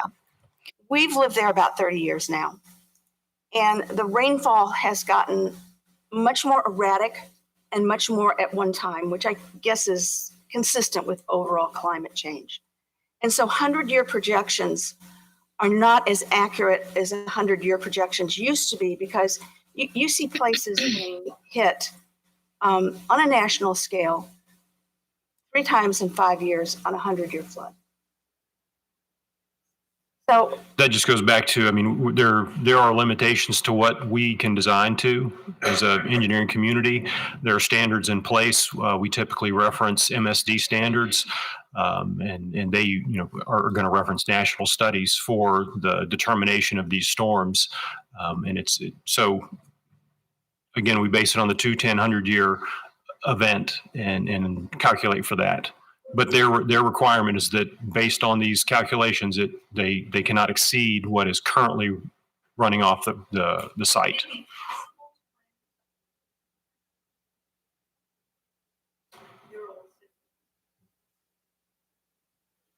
there, ever since I can remember, ever since I first rode on the trails 30 years ago, and they've fallen into the creek. By ordinance, they're required to meet these standards that we have in place for the 2, 10, 100-year storm.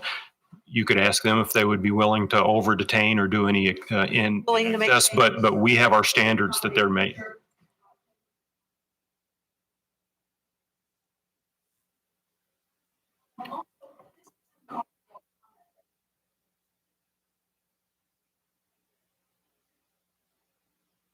Well, that's correct. So if there are stormwater issues on private property, not within easements, you can come to the county, come to my office, and we can investigate and see if it would qualify for that 50-50 grant. There is a cost limitation. It's up to, I believe, $7,000 for the county to contribute to that. Yards Creek, in theory, could come to you for storm damage, and they could get up to $75,000 a piece. $7,000 a piece. If it not 75,000. 7,000, right? And again, it's not guaranteed. Well, for a large scale project, no, but some smaller lot incidents, people come and we utilize that grant. And I realize advisory body, but I would appreciate if you can take into consider climate change when coming up with your estimates and your predictions and prognostications, because it's very real. And if you live out in the country and you depend on the land, Now, what are your other possibilities for sewage? You've got a lagoon. Lagoons, there's mounds. Are you required to have fish in the lagoon so there are no mosquitoes? No? No, but after that lagoon's been established, I can all but bet you a year later, there will be more frogs and turtles and other environmental factors living in that thing. They're actually very great. They get a huge sore, like I said, they're sore thumb that people think, oh, it's a giant poop pond. No, there are no brown trout swimming around in that pond. Okay, and what were your other possibilities? Water. We can go out there and sing with the chorus frogs that will be out there together. But I promise you, again, everyone's like, well, that's a pond you can't swim or fish in, and it's got a gate around it. Like, yeah. I will say that, again, my faith gets undermined by life. My aunt had a lagoon. Ma'am, if you can just keep your comments technical, ma'am. A technical question of me. I can't take We've your got a personal. lot of people, and there's someone else there. We have another docket after you, so just please keep it technical. I'm just saying, you're sure they don't stink, right? No. But again, any stagnant body of water that can turn over in the summer or the winter, yeah, any stagnant body of water, but smell is not a public health concern. Infectious diseases is what I'm dealing with. So what are you said a mound system. What's a mound system? The mound is basically, if you can't get a subsurface ground discharging system, you basically create it on the surface of the ground. So let's think of a cake. You've got a layer of dirt and soil, then you have a layer of sand and pea gravel. You have some barrier fabric that's on the top of it, and then a large, basically enveloping section of soil that goes over on top of it. A mound is literally a mound. It is a giant mound. It looks like someone took 2 Studebakers, parked them bumper to bumper, and covered it with dirt. But the idea being is you couldn't discharge your water into the ground, so you discharge it on the surface of the ground, but you've engineered a system of soil, sand, and gravel that filters that wastewater before it gets to the native ground that was there.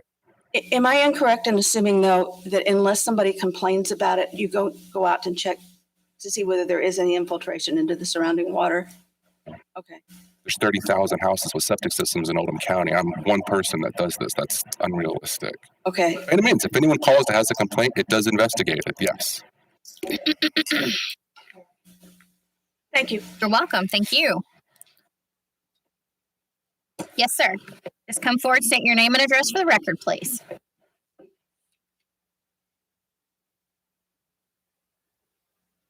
Yes, good afternoon. My name is Walt Scaff. I live at 5494 Old Sligo Road.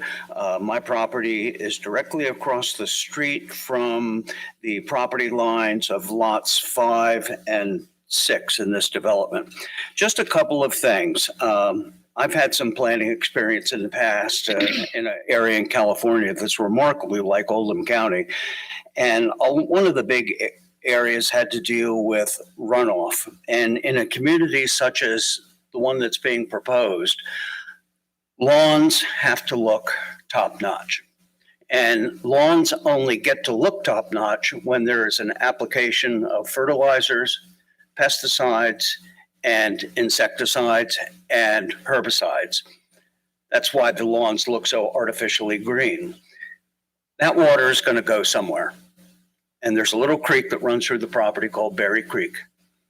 And a lot of that wastewater with those toxic substances is going to be running off into Berry Creek. That's just something to be aware of.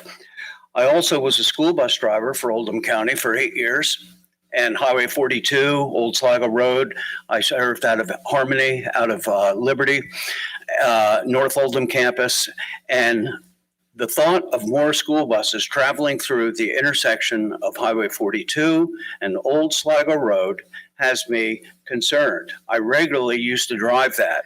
People heading towards Cincinnati on 42 come around this blind corner going, well, the speed limit there is 55. Some of them come faster than that. And if a school bus is trying to turn right onto Highway 42, there's a chance for a collision. I'm concerned about the level of the intensity of this development insofar as school bus trips are going to be concerned. And also to reiterate what Barrett Churl said earlier, our water pressure is marginal. On the second floor, taking a shower, it's not acceptable. So I do have concerns about Henry County's plans to handle this situation. Thanks. Thank you, sir. Something in response to the lawn care concern, this is a good platform to mention that if you go to your Oldham County Conservation District, they do offer soil testing to determine the proper application of chemicals. And that's offered to existing and future property owners. Many people also will hire professional lawn care companies, and whether or not they stay within the confines of. I agree with you. I just wanted to take the opportunity because a lot of people don't understand that service is available. Sure. Oh, of course. Thank you. Anyone else? Yes, sir. Chris Kearns, 1025 Park Shore Road. I just want to ask a very uneducated question because I'm the new guy and I've never attended a meeting like this. Who makes the decision whether this goes to planning and zoning? Well, we only provide technical comments. Then the applicant, if they choose to move forward, then would apply for a preliminary subdivision plan, and then that gets submitted to the Planning Commission. The Planning Commission is the body that makes the ultimate decision. It's a 15-member board, and they actually vote whether to approve or deny the request for the subdivision. Are there board meetings to go to, or is that is a closed board? Yes. It's a public meeting, so excuse me. It'll be advertised in the Oldham Era. If you're an adjoining property owner and receive notice of this meeting, you'll also receive notice of that as well. I'm sure it would spread as on social media like this meeting did as well. But yes, it is a public meeting and anyone can attend. Just moved here from California. I've spent 2 weeks in my house, although I've owned it for about a year. And I know this is a long meeting. Real quick, I literally just moved here because my wife and I were driving around here one day on vacation from Arizona and was like, wow, this is beautiful. I love this town. I love L'Esprit. I love the downtown. So I lived in California 45 years and I watched a lot of developers ruin a lot of beautiful areas. So I'd hate to see it again. I see the police chief have concerns and fire have concerns and health department have concerns. All fixable by enough money, right? But when a developer ruins an area, that's not fixable by money. I just love this area and I don't want to see it change. I know growth is normal, right? It's just the natural progression. That's all. I just want to know what was going on. Yes, sir. Thank you. Is there anyone else? Yes, ma'am.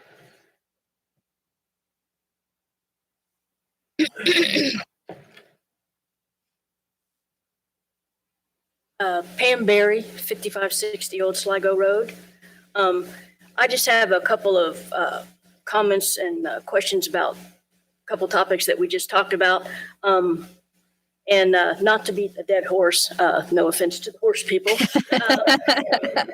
I do have concerns about runoff because due to the topography set below the where the subdivision is going to be built, I sit on the other side of Old Sligo. And even with just general rain, the water washes off the road and down my hills and into my pond where I have fish and all kind of stuff where I've stocked it. I am concerned about the lawn chemicals, as other folks are, and the comments about horse waste are very true. You do have to move it around or keep it in a certain area that it doesn't spill into other people's land, because that will kill fish. And I just would like to know, is there any way that once houses start being built, is there any kind of test or anything that can be done to make sure that as the development is going on, because this is going to take several years if they decide to build, to make sure that it's not creating an issue, and if it's found that creates an issue, can something be done? An issue regarding stormwater? Yes, like stormwater runoff. Yes, ma'am. We'll let the county engineer answer that for you. Well, I think we just have to observe it. And if there were an obvious change, the difficulty there is you really need to start documenting right now all your observations, because if someone just comes to us and says it's changed, well, we don't really have evidence to compare it to. So if you want to do that, start taking pictures, start documenting. Sinkholes and take pictures like that. Okay. All right. Sure. So you can identify on a certain, and it would become complicated because we would need to compare it to rainfall events but it can be done. It's just Awful gully washers lately, and it just floods over now without anything being built over there. And then just one comment about the traffic. I know you've heard this before, but me and my business partner were almost killed about a year and a half ago at the intersection of Old Sligo and 42 by some guy going 90 miles an hour high on meth. And, we had broken ribs and broken collarbones and everything else. So I know the speed limits are there, but they're not necessarily being followed. And I am really concerned with more school buses and more children. in the area. I love children. I ran the federal child care program in the Mazzoli building for 20 years. And if it had been earlier in the evening, especially because it was the summer, Barrett's children are out in that side lawn all the time, riding their bikes and trikes on the driveway. They would have been killed. So the new subdivision will bring new children. I don't know how many, and I really don't care, but there's a lot of issues. Thank you. Hey, is there anyone else that has not had an opportunity to either ask questions or make a comment that would like to come forward? Or any additional at this point? Yes, ma'am, Ms. Henry on.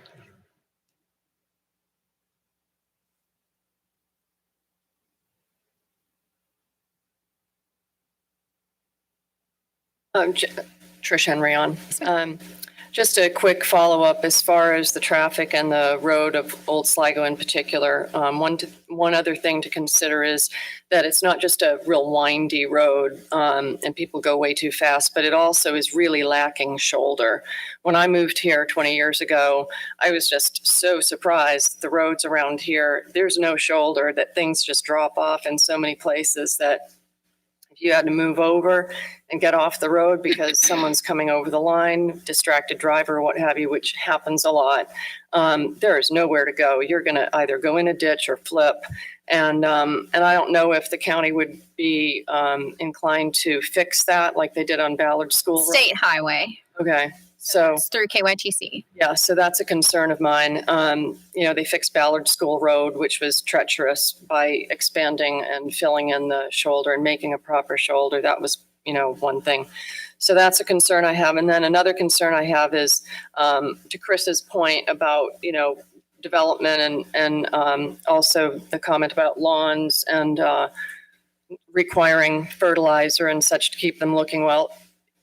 According to our covenants and restrictions in L'Esprit, and this will be following those covenants and restrictions, there are requirements for keeping one's property and grass looking good. So something else to consider is that is a requirement. They'll have to keep it looking good, and that also takes water whenever we have any kind of drought situation. And so we know that taxing our water supply is going to be an issue.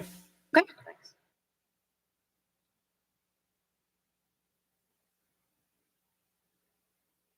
Sorry, I forgot this earlier. John Ames, Old Sligo Road.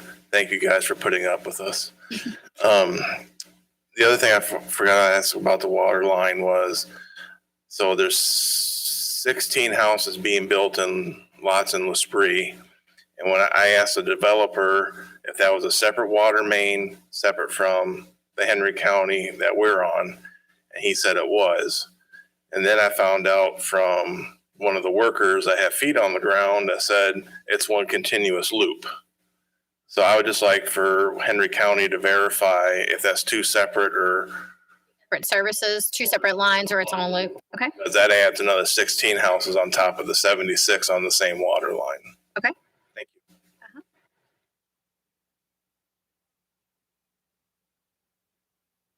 Okay. Is there anyone else? Yes, sir.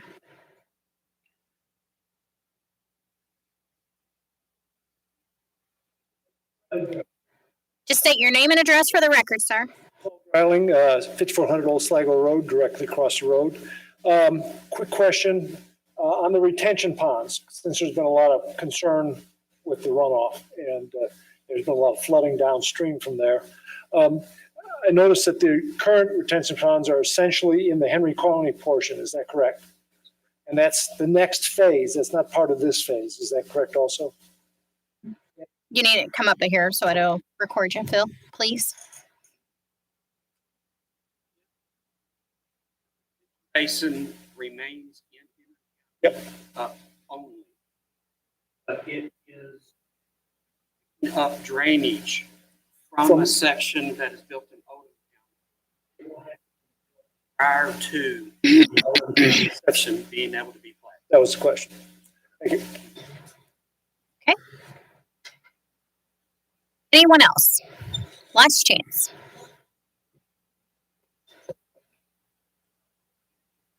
Yes, ma'am. Hi. Laura Bowman, 5350 Old Sligo Road, also directly across the street from the proposed subdivision.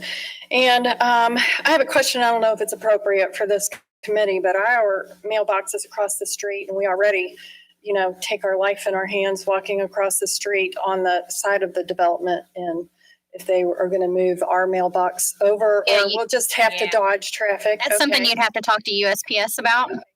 And then in the letter that we received, it says that we may ask questions or voice your support or opposition to this application. And I just want to be on the record, and a lot of us as being in opposition for all of these reasons that are listed and more. We lived there for, it'll be 8 years this fall, and, moved out to the country from Louisville, and would like to keep it that way. So I'm just be on record as opposing. Thank you. Okay. Anyone else? Last call. Barrett, no way. Yeah, that's right. You already used your time. Okay, so again, if you receive notice of this meeting, you will also receive notice of any other upcoming meetings, such as the Planning Commission. So again, this will only go to the Planning Commission, and this is not a zoning change, so it will not go to fiscal court. So once the applicant, if they choose to move forward and they apply for the Planning Commission, you will receive notice from our office as well. So that being said, we'll just take a quick little break and reset. We have one more docket. So thank you guys for coming.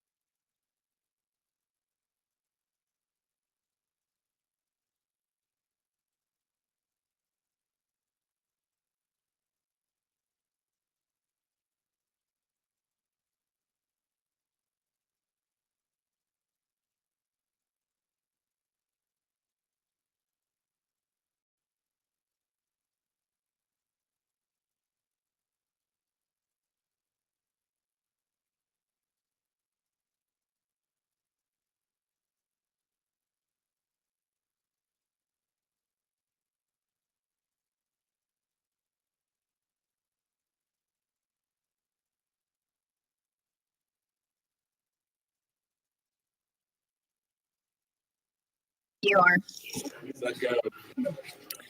All right, we're going to move on to our last agenda item. This is docket 22-004. This is Stonefield Trace, Heather Ridge Connector Road, Chelsea Meadow Way. This is a connection road reconsideration, and the applicant is Stonefield Trace Homeowners Association, and our director, Jim Urban, is going to kind of preface the request before us today. Thank you, Amy. This is just a little bit different, where it's more like a conversation than it is a review of a plan. And the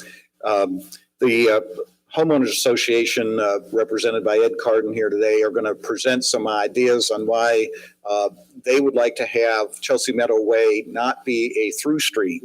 And usually the Planning Commission uses the Technical Review Committee's responses in making a decision. So obviously, if the TRC has issues and the applicant doesn't resolve them, then it really probably wouldn't move forward. But certainly if it wasn't resolved, then the Planning Commission might consider denial. Again, that's really probably not where we are today, but of course there is an existing road, and we do have it barricaded at this point because there was construction traffic going through for the new subdivision that's being built next to Stonefield Trace. And again, we're going to hear from the neighborhood association, and then again, hear your comments and have again more of a discussion than really a review of a plan. So Ed, go ahead. Good afternoon, everyone. My name is Ed Carden. I live at 4702 Chelsea Meadow Way in LaGrange. I'm here on behalf of the Stonefield Trace Board of Directors, and I am on the Stonefield Trace HOA Board as a director. And I'm representing the 100 homeowners located in the Stonefield Trace subdivision. And again, we'd like to reconsider this connection that is already attached, it's already connected. We'd like to reconsider it from a vehicular access to through street, as Jim said, to make it a pedestrian-only access between the subdivisions. I'd like to start by thanking you for your time. I know it's been a long day. I'd like to thank Jim for getting us here. I know it's not really, doesn't fall squarely in the purview of the TRC or the Planning Commission, but this is where we want to start with this, and I'll move on. Our purpose here today basically is to discuss the current state of this road connection, and I'll discuss the changes that have happened over time that we feel are significant to this connection, and why we want to have this connection reconsidered and pushed back up to planning and zoning. It's our goal today, like Jim said, we would like to receive your recommendation to push this back to the Planning Commission to take into account some of the non-technical aspects that this connection will entail also, and some of the technical ones, which I'll go over today. This is what I'm going to discuss. I'll give you a brief overview of Stonefield Trace for those who don't know where it is or the subdivision. I'll give you a history of how this two subdivisions eventually turned into four subdivisions since 1999 when the Stonefield Trace was began. I'll go over the significant changes. I'll go over our concerns as Stonefield Trace residents, why we feel this connection should be approved for pedestrian traffic only. I'll discuss the effects on the public services and the precedent that's already been set in the county for similar issues regarding some other subdivisions. This is the entrance to Stonefield Trace. We're located right off of the intersection of Highway 146 and Cedar Point Road. And our subdivision, again, consists of 100 lots. All the lots are 7.75 to 1.25 acres. It's designed as a rural subdivision. It has narrow streets. It's set back off the highway. It's very quiet and a peaceful subdivision. We have 51 acres of common ground in the subdivision. We have 3 ponds. And the subdivision it's a very unique subdivision in the sense that it is a rural subdivision, but it does have city water and sewer, which makes it, we don't have the issues which we just talked about a lot in this meeting about septic systems and that kind of stuff. Real estate agents always say if they're listing a house in our subdivision that it's one of the premier subdivisions of Oldham County, and divisions be built like this in Oldham County. A rural subdivision, but close into town and access to all the amenities. This is Cedar Point Road, and this is our frontage on Cedar Point. You can see our significant common area here that blocks our subdivision from the highway. As you look up the entrance, you can see again how the subdivision is set back from Cedar Point Road, giving it that country feel and that nice quiet atmosphere in the subdivision. This is inside the subdivision. You can see some of our common ground here. We have 3 ponds. There's one. Here's a fire pit gazebo. We also have a large open area in the subdivision, grassy area for folks to gather when they want to have a function. I show this picture to show our roads in the subdivision. You can see this is how we park when we park on our roads in the subdivision. Most people park two wheels on the grass, 2 wheels on the street. And as you can see from that, it'd be difficult for 2 cars to pass simultaneously past this vehicle as it's parked this way. We do have issues. We've had issues with this already from some neighbors who have multiple vehicles and they park them on the street regularly. We get complaints from the neighbors and the others in the subdivision when they come in. Why are they doing this? But you're legally allowed to park on the roads, and it does cause traffic issues at this time. So additional traffic would just seriously increase those issues. So I want to discuss how these 2 subdivisions became 4 subdivisions over time. Initially, Stonefield Trace was planned with right here for Stonefield Trace in 1999, and it was planned with a connector road to an unknown subdivision at that time, this stub street right here. That subdivision eventually in 2004 became Heather Green. Heather Green was planned in 2 sections, section 1 up top here, and then section 2. The one we're concerned with is section 2, and you can see the connector road right here. So in 2004, Heather Green section 2 was planned to have 120 homes and on 74 acres of property. That was the plan all the way up until 2007. In 2007, as we all know, the housing bubble burst and house construction screeched to a halt, basically nationwide. So this property remained dormant for approximately 7 years until 2014. In 2014, a company named Inverness purchased this property and divided it. They purchased 35 acres of it, and they planned the Heather Ridge subdivision, which you can see right here. Heather Ridge was proposed with 72 homes on 74 acres, and the home values were less. The lot sizes were less, and we as a subdivision, Stonefield Trace, we pushed back at these meetings right here at the TRC. We brought up our concern in this subdivision. We pushed back on the dissimilarity of the housing styles, types, and the price point of the homes.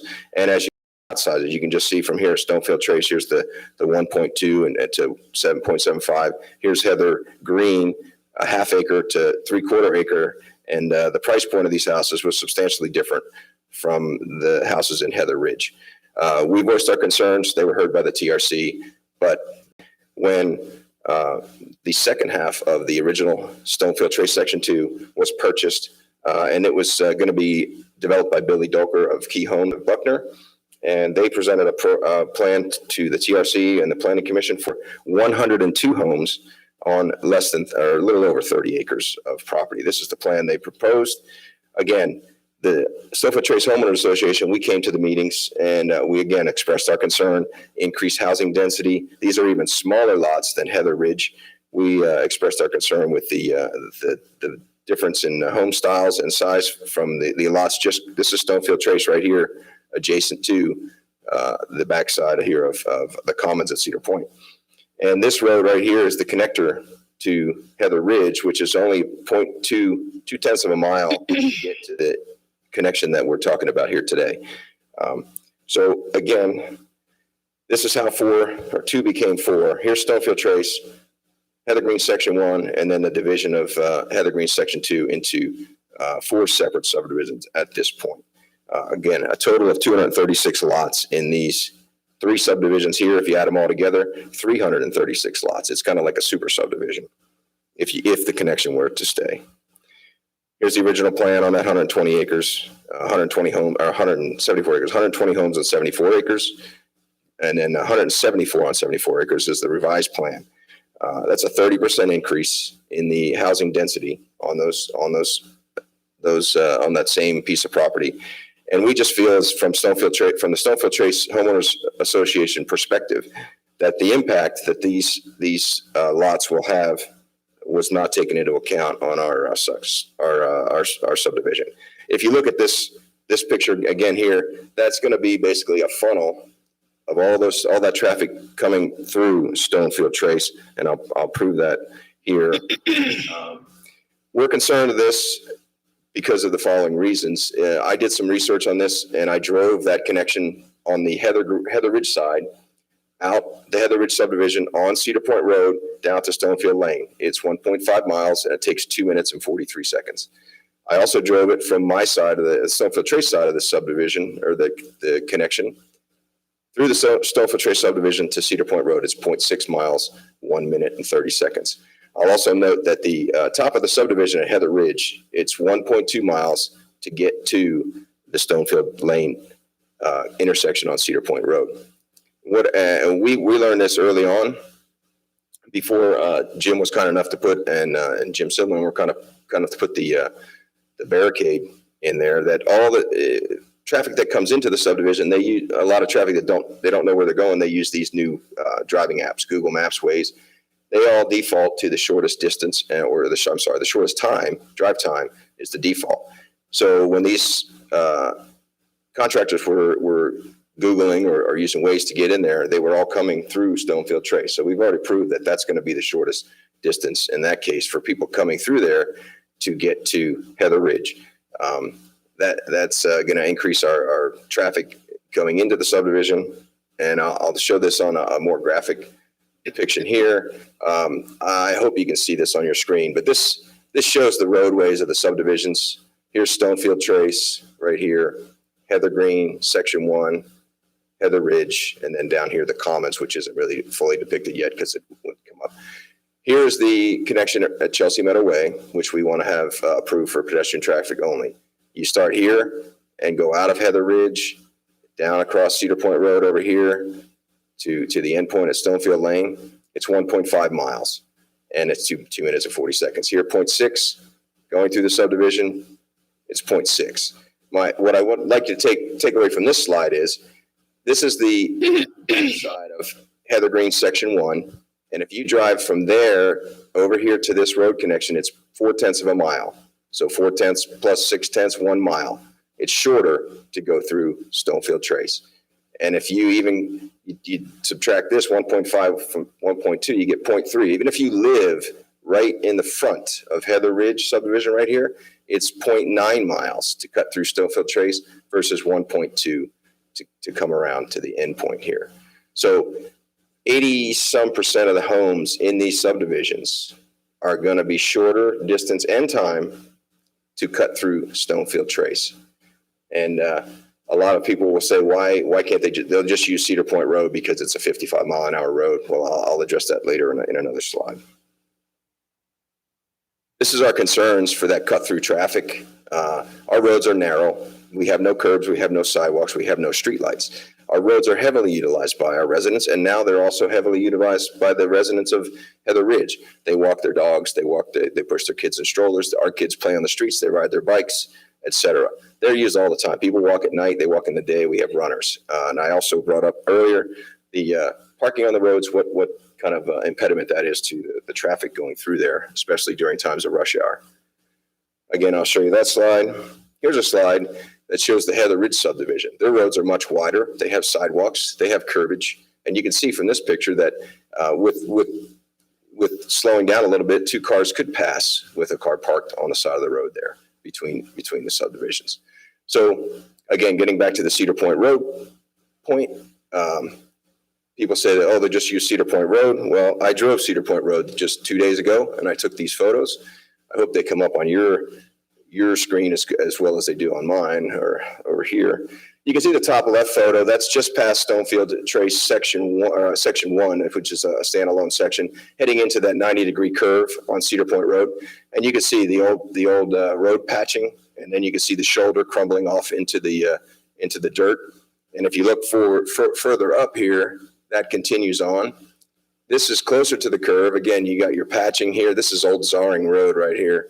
And you got, again, your shoulder is crumbling here, and it gets very steep and falls off right in the inside of the turn here.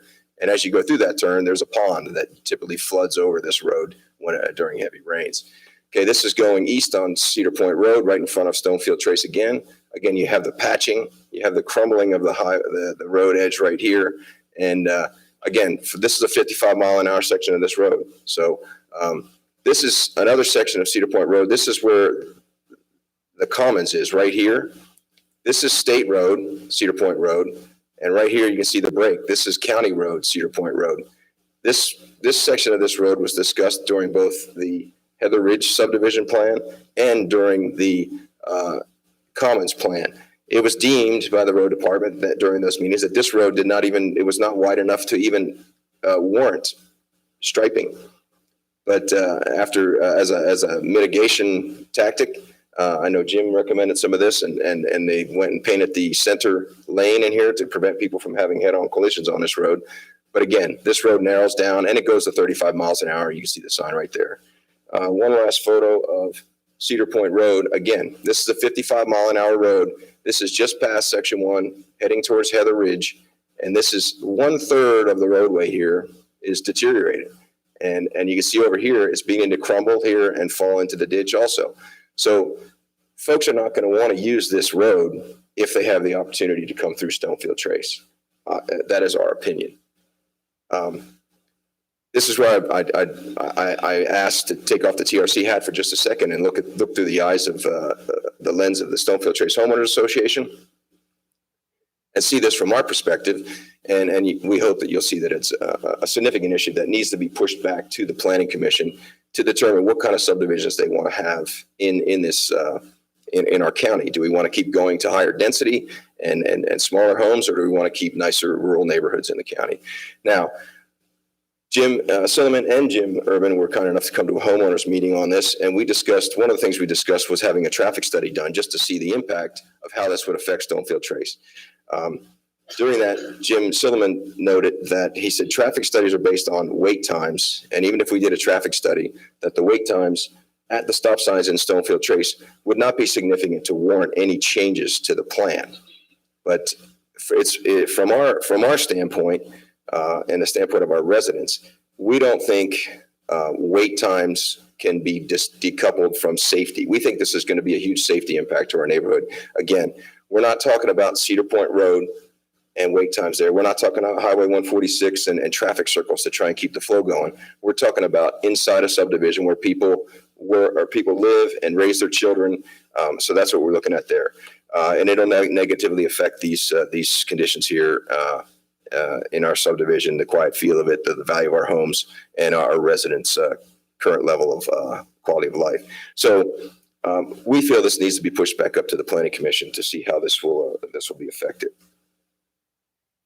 As for the public services in the neighborhood, no public services will be negatively impacted. All the public services listed here are currently being provided for and are being operated successfully.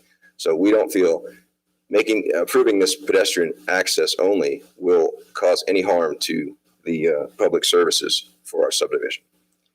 Moving on, we are not the first subdivision in the county to have this issue. Other subdivisions have had the same issue, and the county has approved not to connect the planned roads. I mean, a plan is basically a place to start, in my opinion. You plan something, things change, and then you make adjustments, and that's what we hope you guys will recommend here today. So this is the Heather Hill subdivision.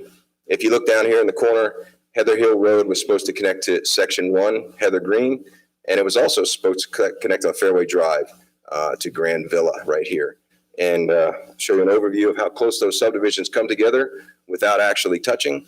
And here's what the roads look like today. There's Fairway Drive. Again, narrow road, no curbing, no sidewalks. And Heather Hill actually does have street lights, but this is the Heather Hill Road connection to Heather Green right here. And you'll see those connections are never going to be made. There's houses on both sides of those.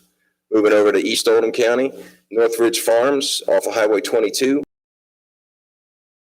They opted to Northridge Circle here. They opted to put a gate to separate them from the East Oldham school complex.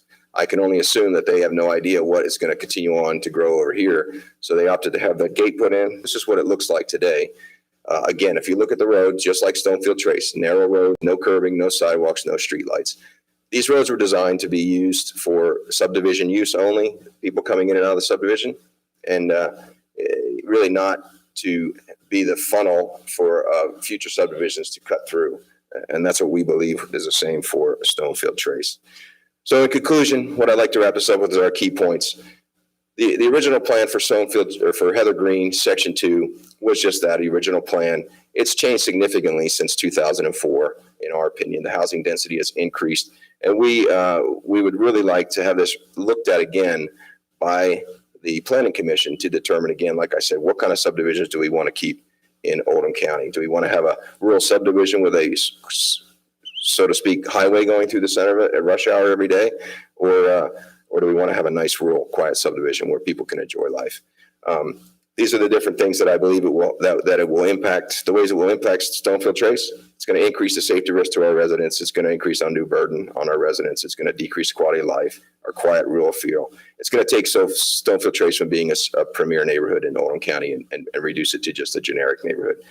Again, I'll highlight that no public services will be impacted directly by this road being approved for pedestrian traffic only. So it's our request to you. We respectfully request that you guys see this and that you return this to the Planning Commission so that they can relook this issue and see just what they want to do with a very nice subdivision like Stonefield Trace. And we ask for your help on that issue. And with that, if you have any questions, I'll take them. Okay. Do you want me to read the comments that I received in record? Jim, I'm going to pick you up. Just about everybody is here that like gas and electric and water, they're all in the ground and those really aren't impacted, but these are the agencies. We did have a couple of letters from people that were not able to be here. We had EMS here, but unfortunately he left, but there is a letter as well. So yeah. Yeah, so the first letter is from South Oldham Fire Department, and it says, please let this letter serve as my comments on the Chelsea Meadowway connection road between Heather Ridge Subdivision and Stonefield Trace for vehicular traffic. I understand Stonefield Trace Homeowners Association position, but I think the road should be open because Stonefield Trace is a big subdivision with one entrance off Cedar Point Road. If there's a major incident blocking the intersection of Stonefield Trace at Cedar Point Road and another emergency comes in for an address back in the subdivision, how would we respond? It said if leaving it open is, not an option, how about installing a locked gate and letting the first responders have keys to be used in case of emergency? The second comment that was received was from EMS, and it says, we will be unable to attend due to active shooter drill we are having tomorrow. After looking at the map, the road closure would impact our response times greatly, so we are against it. Please let me know if you have any further questions, and that is from the EMS director. So those are the only two comments that I received. So we'll start down with Chief Smith.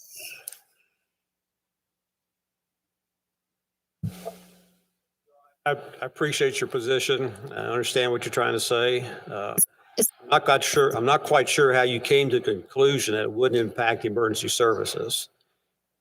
We have to loop all the way around from Cedar Road, all the way around to Stone Trace entrance. It's going to affect our timely response. It could affect us. So I agree with the fire department. I agree with EMS as well. I think it's an impediment for us to do that, and I would be against it. When I meant that the services are being provided today as they there is services to those subdivisions at this point. All three services will be provided regardless. But if we're coming from Cedar Point Road and we have to respond to the back of Stonefield Trace, it's going to take longer for us to go all the way around to the entrance and then go to the back to get there, as it would be to cut through, Chelsea Meadowway. I mean, it's just a matter of timing. I drove it myself. I got a little bit longer mileage than what you did. I got 1.6, but we won't argue that. But anything that would stop us for a timely response is going to impact emergency services. I understand that. I see the response of 1 minute and 15 seconds. I don't see that as being that significant of a or an increase in time. And I see that. I also see the fact that additional traffic through our subdivision causes, could cause a child to get hit by a car, which could be just the same thing with the addition of 236 homes now being. Imagine your own subdivision where you live now, take an extra 236 homes and funnel their traffic right through your subdivision. That's what it's going to be. The only increase was 36 between what was approved and what was actually built. 30% increase. Correct. So correct. Now, and then we feel that this really wasn't really given its just due when it was approved. That's what happened back in the day, in 1999. But even with 120 homes there, the original plan, that's still a lot of traffic to come through Stonefield Trace. We still would have the same, and we did. We pushed back when I wasn't here when Stonefield or Heather Green was approved, but I was here when Heather Ridge was approved, and I was here when the Commons was approved. And we pushed back on both of those for the same reasons for that. And we would not be against having some sort of a gate there that the EMS and fire could get through. We would not be against that as long as pedestrians could get past it. That would be our concern. But I appreciate your response. We had a traffic study though, have you? How many cars actually go through there? We have not, and that's what we asked for that. We talked to Jim Silliman about that. We wanted a preliminary study so if we lose our argument here, we went on a preliminary study to say, hey, through during rush hours, X amount of traffic and stuff, and then when they open that, if that spike goes way up here, that would be something we could. If we don't have a baseline, we can't correct this in the future. So that we asked for that. It was not taken off the table, but it was. Jim recommended that it wouldn't make much difference because they use a different metric than we use. We're utilizing safety. They're utilizing weight. The engineers and the data people use wait times. That's I'll clarify real quick, and I'd like to actually start with saying this is an interesting discussion, and I'm glad we're framing it as a discussion right now. Maybe it's more than that, but when we're talking about response times, and some people, I think you're looking at it as the travel times, the higher travel times. Being a detriment, or from some standpoints, travel times are addressed or perceived a certain way versus response times, where depending, and you're also looking at coming from different entrances. And so the chief and the other emergency services aren't just looking at the Stonefield entrance, but coming to Stonefield from the other subdivision, which is something that really hasn't been talked about. And then so we had originally, or when I'm looking at the traffic, just the traffic generation side of it, there are areas where even though it's a shorter distance or a longer distance, you also have to look at how many two-way or four-way stops you have to go through. So just me as a driver, I may see that it's a shorter 0.1 mile less to travel that, but because I've got to go through 3 four-way stops, I'm going to say, no, I'm not going to do that. I'm just going to go out to Cedar Point Road and take that, even though it's a little bit longer. So my whole point of this is just how very complex all the different aspects are. As far as the condition of Cedar Point Road, I think everyone would agree with you here that right now the condition is very poor. It appears to be the result of some utility construction that's ongoing. We've actually been in discussion with the transportation cabinet. They're aware of it. That's work that they permitted. It's not done, obviously. It's got months to go. They are coordinating, as I understand it, they're coordinating with the utility company.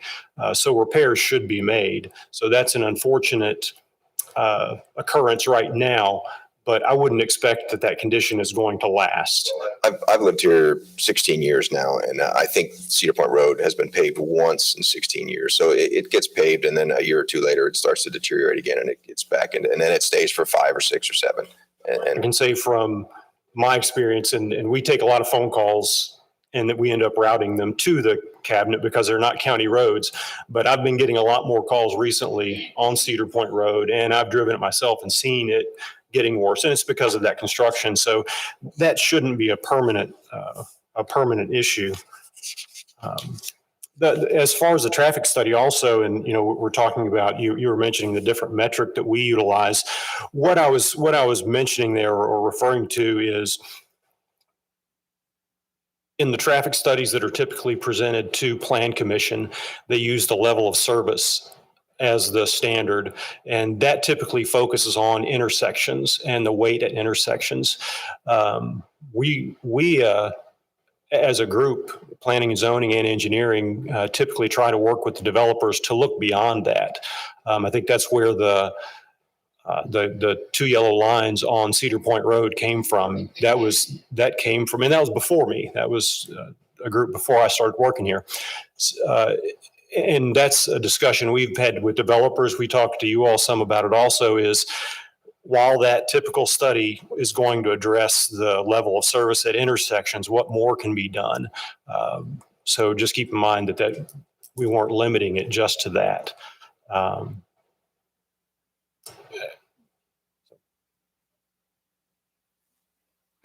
mean, the only thing that I would say from a service standpoint, since I address the whole county, to break a road like that with the same name would be a disaster for dispatch, because the numbers are in a sequence of like a high and a low range, and to just break that arbitrarily someplace and to have a dispatcher not know that, it's very hard from like a line, like a technical side, from like the GIS side, the database side, to just arbitrarily say, well, you can't go there. Like Waze and Google, you'll have more people turn around inadvertently because that's not going to get captured anytime soon.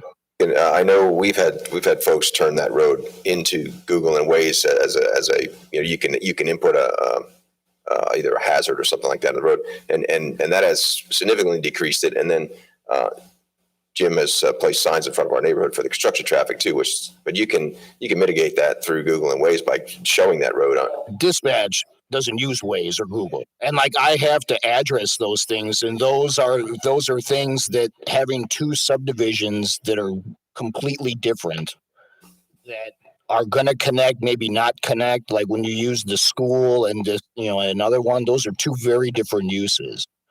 So imagine not just a response time for them, but somebody who's at dispatch that says it's at 5500 whatever Chelsea Meadow Way. Oh, and by the way, you can't go there. They have to communicate that to somebody else, or you are asking for a disaster to happen, and to have every first responder know that from 4 numbers, you can only go one way instead of going another way. And we've also, I understand that. We've also asked for potentially a barrier that's either collapsible or something that's that EMS can drive over if they want to get through that barrier, something like that. It's interesting. I was watching some traffic calming studies recently, because we've been looking at this at several different locations.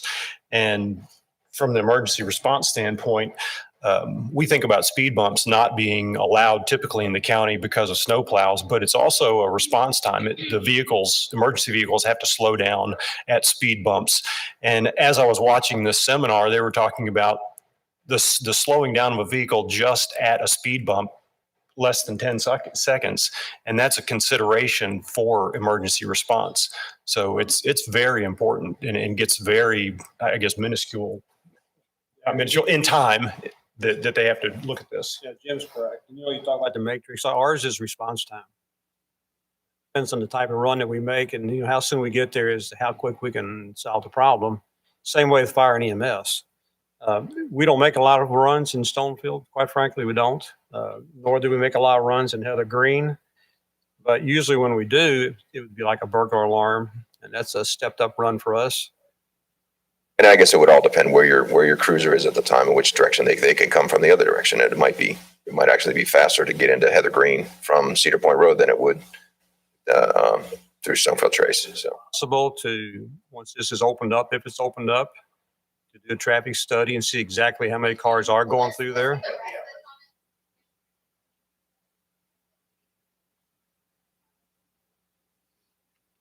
So, I mean, we can make it function either way. I mean, the bus routes can be routed either direction. Not being in the transportation part of our department, I don't know how they are routing them at this point, but they'll make it work. Now, does it add time and potential to the bus route? Yes, but we can make it work either way is the statement that I got from the transportation department.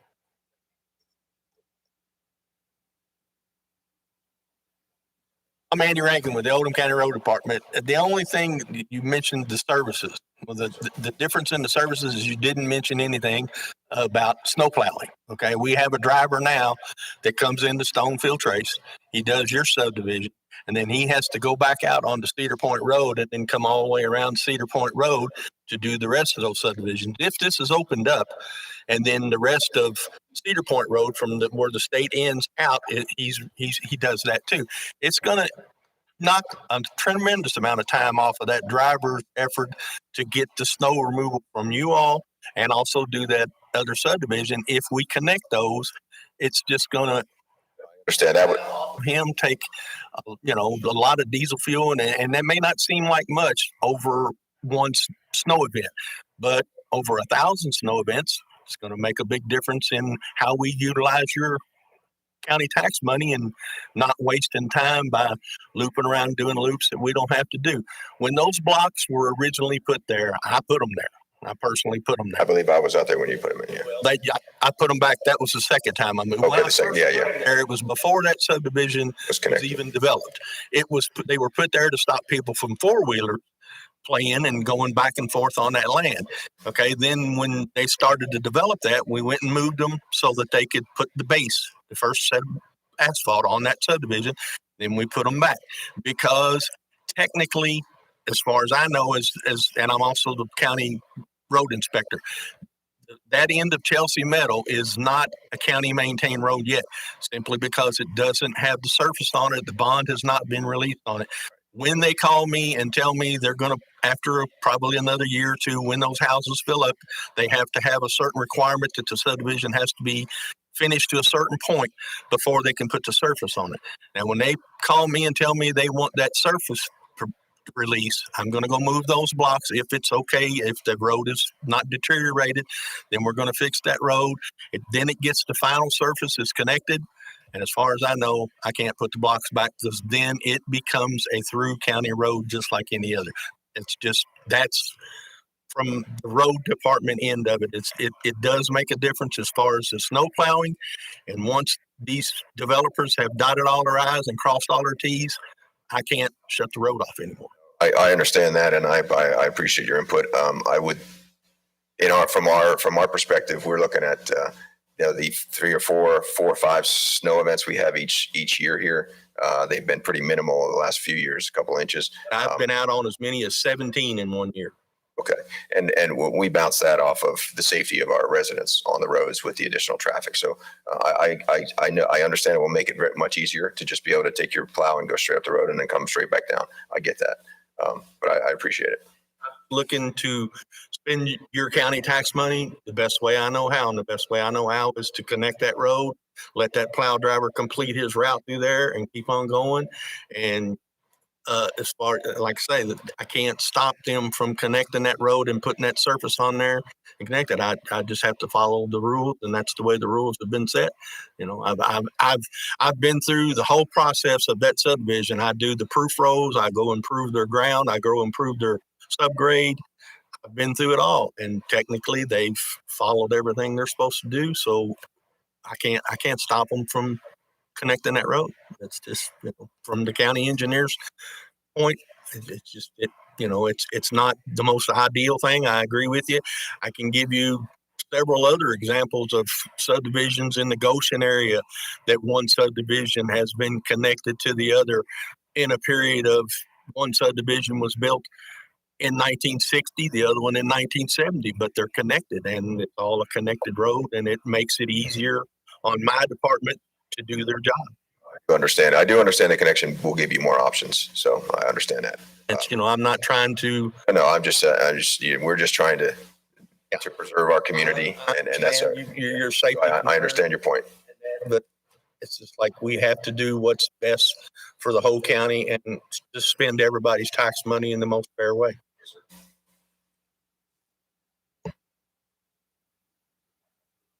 For general discussion of anything.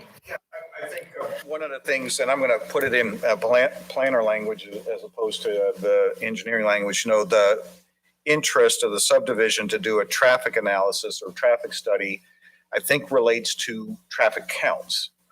And it's less about response time, and it's less about level of service, because the level of service is always going to be very high because it's built to carry a lot of vehicles.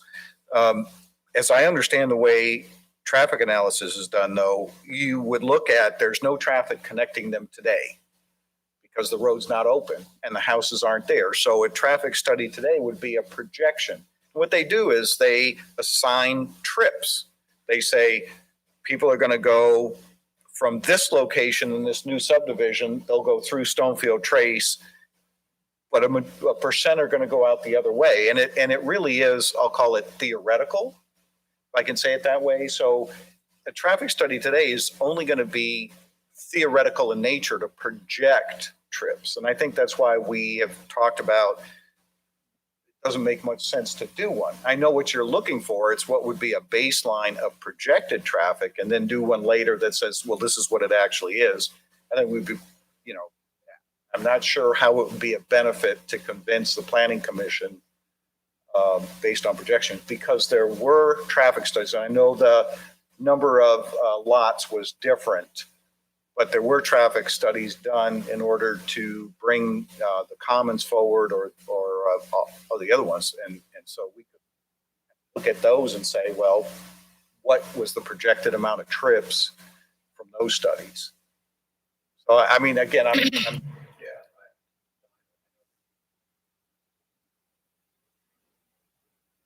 Just come back over. It won't pick you up. Sorry.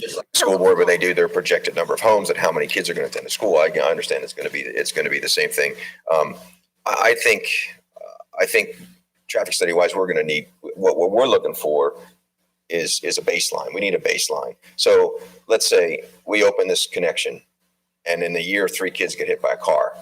We could say, well, the baseline was, now let's do another traffic study, and they show that the count is astronomical, or we're having problems in the neighborhood, just noise, cars coming through all day and night, extra crime, all that stuff. We have something to start with where X number of cars were coming through our subdivision before this road was connected, and after the road was connected, it completely changed.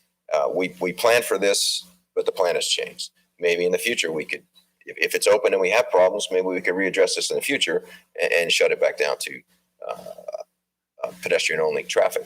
But at this point, we still feel pedestrian only traffic would be a better way to go.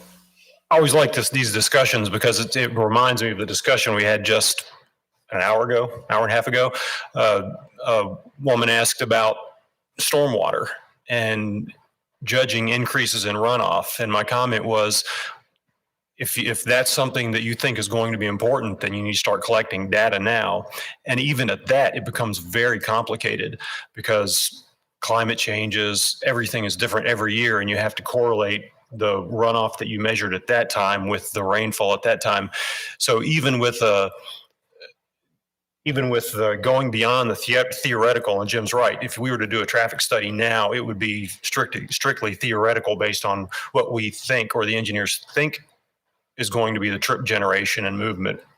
So then when you do have a true count and you want to throw things like crime or accidents in, then what other factors go into that? Just like if we were comparing stormwater runoff, what other factors, that individual rain event, the topography, the development, and it becomes very complex. It's not just, I don't think it's just a comparison of, we had 3 burglaries in 1992 and now we have 7 of them. Well, what else changed? So I understand where you're coming from, but it becomes a complex analysis. Oh, I get that. You love doing that, but would you be amenable to doing a traffic count prior to this happening? Anybody? The traffic count today, I guess, what would a traffic count today show? Because what's going on right now from Stonefield Trace?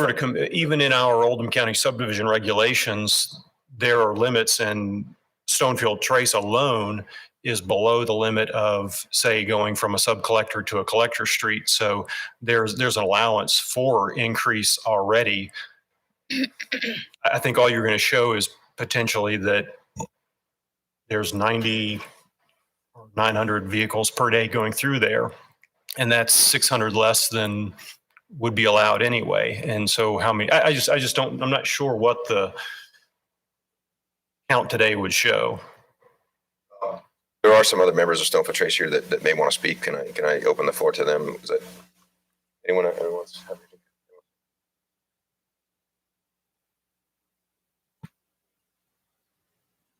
Just state your name and address for the record, please. My name is Robert Moore. I live at 4804 Deer Meadow Lane. So I'm also, I'm a father. I have two kids, 6-year-old, 4-year-old. They're living in the subdivision and whatnot. I'm also a sergeant on the Louisville Fire Department. So my perspective would be, one, for you, Chief. Well, for one, thank you all for letting us come here. We're very happy to be here.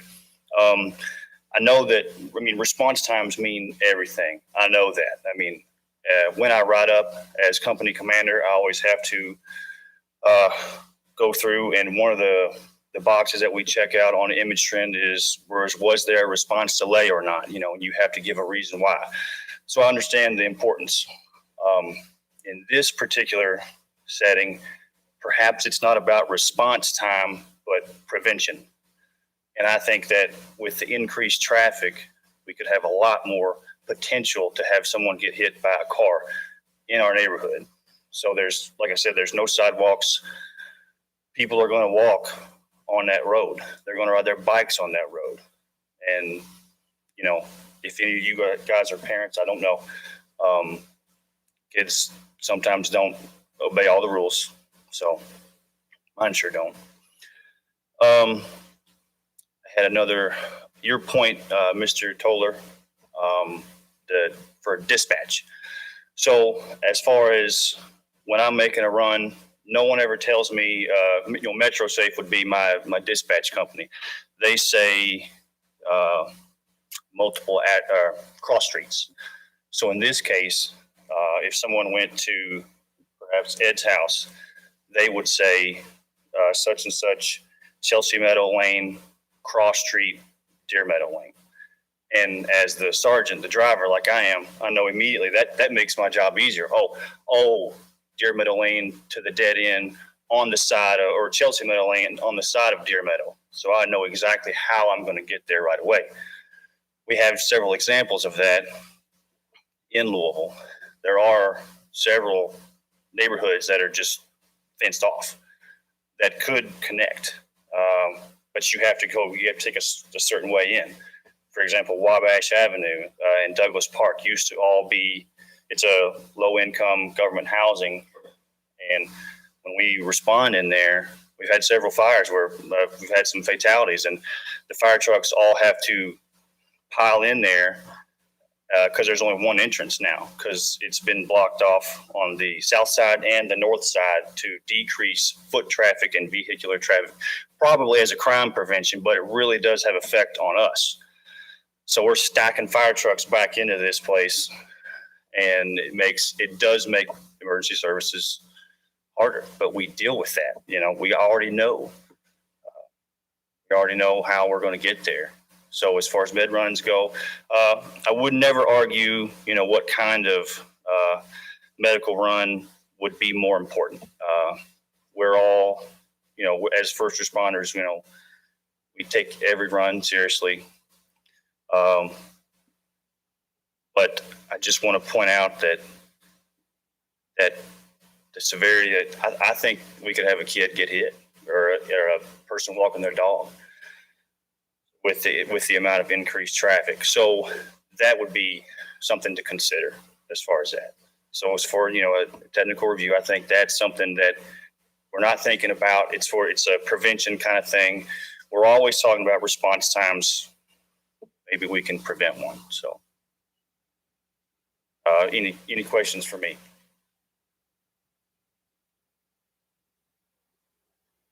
Thank you. My name is Steve Harper. I live at 4912 Deer Meadow Lane in Stonefield Trace. I'm going to be very brief because I'm conscious of your time. I just want to say that let's not overlook that we actually, even with just the residents of Stonefield Trace, actually struggle with some of these issues today. For example, I was talking to Ron. He and his wife were walking in the neighborhood yesterday, and twice on his walk he had to get over because people were speeding through the neighborhood. So we have issues just with our residents. So the second thing is I think it was Mr. Toller that mentioned about, it could be a disaster that you have a road of the same name, and what if the EMS or people show up and it's blocked? The only thing I would say to that is we actually have precedent in this case, because that road has been blocked for several years now. Either, as Mr. Rankin was saying, it was just mud and we were having kids four-wheel through it, and we've had a barricade there for a couple of years. And Chief Smith, maybe you can correct me, but I don't believe we've had an instance where we had a fire, EMS, or police get blocked at that barricade in the last 3 or 4 years that it's been there. And show an open connection now is the issue. There weren't any other houses there. It was a field. So of course there was no blockage. Yeah. So anyway, I just was saying, maybe we've had some precedent that people understand that road is blocked, that sort of thing. There's been a lot of mention about traffic studies when the neighborhood was originally planned. The only thing I would say to that is it would, whatever traffic studies, or when this neighborhood was designed originally 20 years ago or 15, it's hard for me to believe that they took into consideration things like the amount of FedEx traffic and UPS traffic and Amazon Prime traffic and construction traffic that we experience now, that maybe even 5 or 6 years ago we didn't know. And I envision that that's going to continue to get worse. And then I would just say, in terms of the reasoning for doing a traffic count, to Ed's point, and thank you, Ed, for putting that together. You did a great job. It would be nice, in my opinion, to have some baseline traffic level established, even if it was to Mr. Silliman's point that it showed that the baseline, the road was capable of handling even more traffic.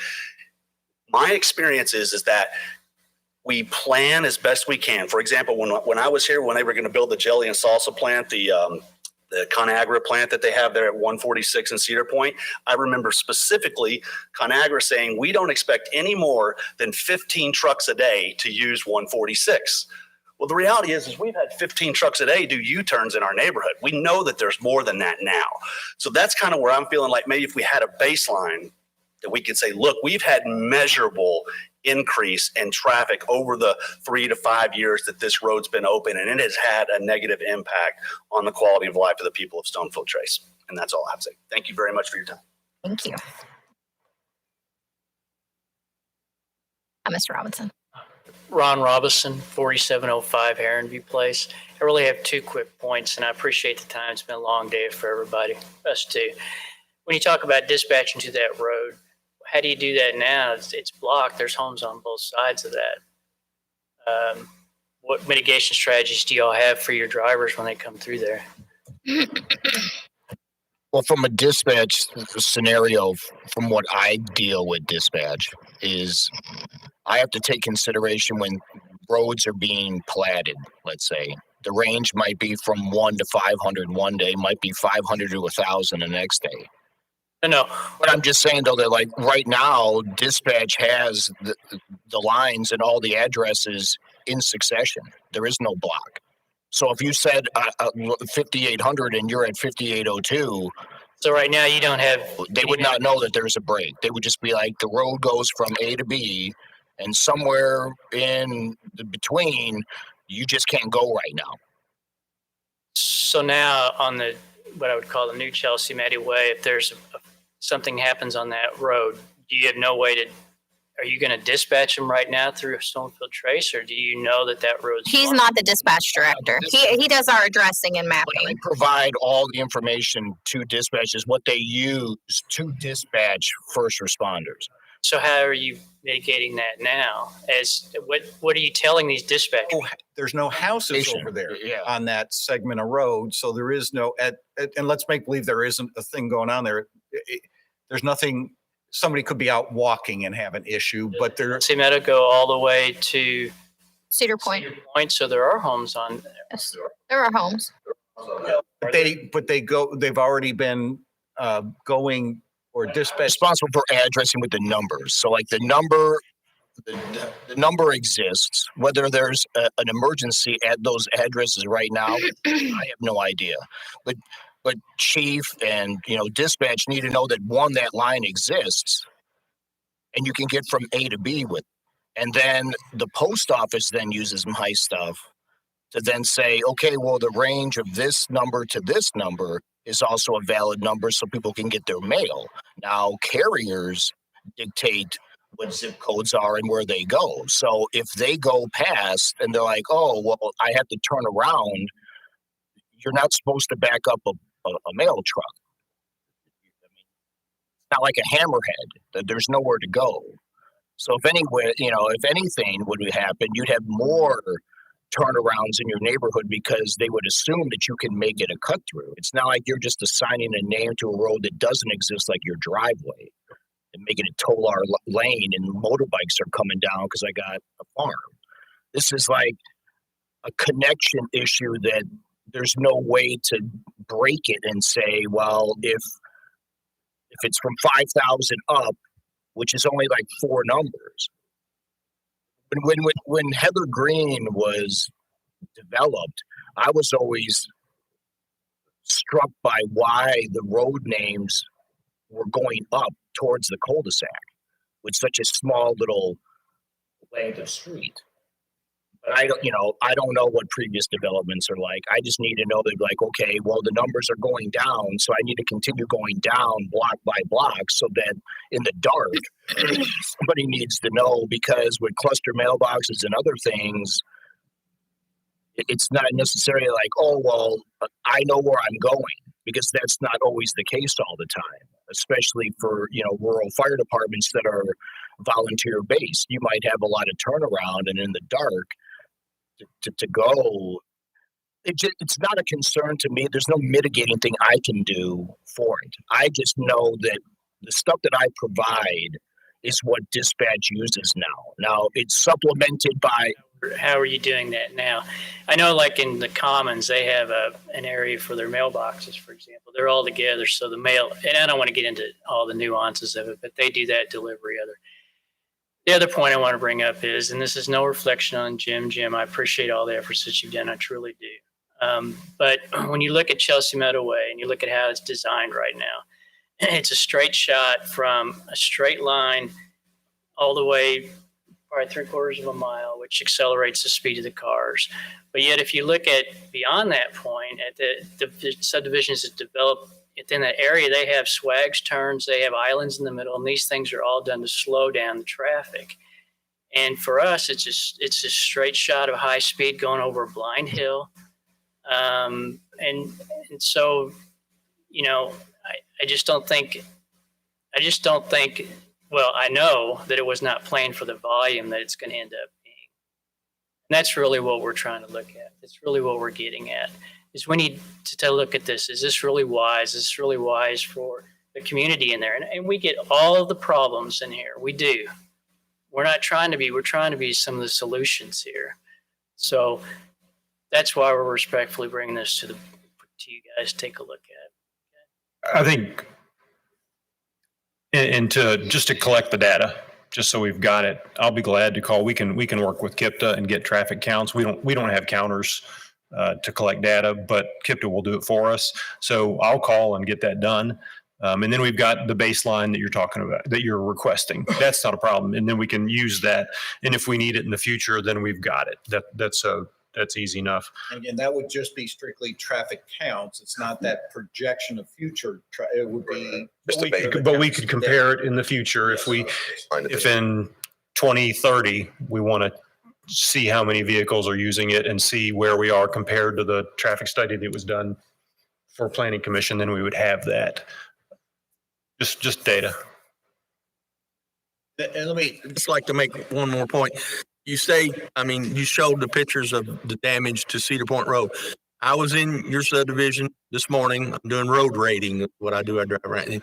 But I noticed as I came out, And I also marked the roads for paving. There's been some marking done on Cedar Point. If you'll go look, and you'll see the little white L-shaped areas and lines where they have marked. And I can't speak for the state. I really can't. I do know that there's been some marking done out there. So they may be in the process of improving the road, and it may be paved, and it may take some of the traffic off of it, you know. Right. Yeah, I did. Like Jim mentioned earlier, they were doing some utility work out there. I don't know that that's maybe the utility company has marked what they tore up, and they're going to fix that. And I don't know that it could be the state as plans of paving it. Right. And before I leave, I'd just like to make one comment. It seems like we're talking subdivision to subdivision, correct? Correct. Okay, so you're part of the homeowners association. I'm sure there's going to be a homeowners association in these other subdivisions. Let's get this room full of people, and all of y'all talk as neighbors and say, hey, if you're going to come to our subdivision, give us the respect of driving slowly. And if some people from your subdivision decide that they're going to go through the other way, I mean, be respectful. I mean, sir, I wish I understand. I wish that I have. Well, we really do. And I know. And solve these problems. And you could be, if that road opens up, somebody in your subdivision could be going to Jefferson County and cut through to Cedar Point Road where he can get to 393 and whiz down 42. I think it's going to go both ways. So talk to one another. I agree. And I'm the secretary on the HOA board, so I get all the information. And just to track down speeders of our own people who speed or their kids who speed, it's a difficult task. And to have another 236 homes to actually try to research and track down, that it'd be more difficult. I agree with you. Community should get more close knit and tighter. I agree that. I know. I agree 100%. So. Say, and I'll sound like a broken record to you all, because standing out in the street that one night, I was saying, let's think of creative ways of calming the traffic or doing something. But these folks haven't heard all of that necessarily. We were talking about, Jim and I have conversations about it. We haven't really gotten terribly far, but we've talked to the road committee a little bit about, does striping in the middle of the road help? Do columns at their entrance that would be a visual cue to slow down, lighting at intersections? Every three-way intersection or four-way intersection, make sure they all have stop signs. So, I keep asking people to think of other ways of trying to slow traffic down. We've got another subdivision that we're working. What can we do to change the pattern and habit of people going too fast through subdivisions? We've talked about that, and again, Jim and I have talked about it a lot. Not enough. This is what I'd like to do spend more time on, because it's be creative in how we do this, but we got to come up with other ways should it remain open. It isn't like a dead end. Okay, it's going to be open, and sorry guys. Okay, if it remains open, then what else can we do to every subdivision has speeders, but to make it safe, to make it where you can still walk on the street and ride your bikes. There's a cross street about 100 yards down or less, probably.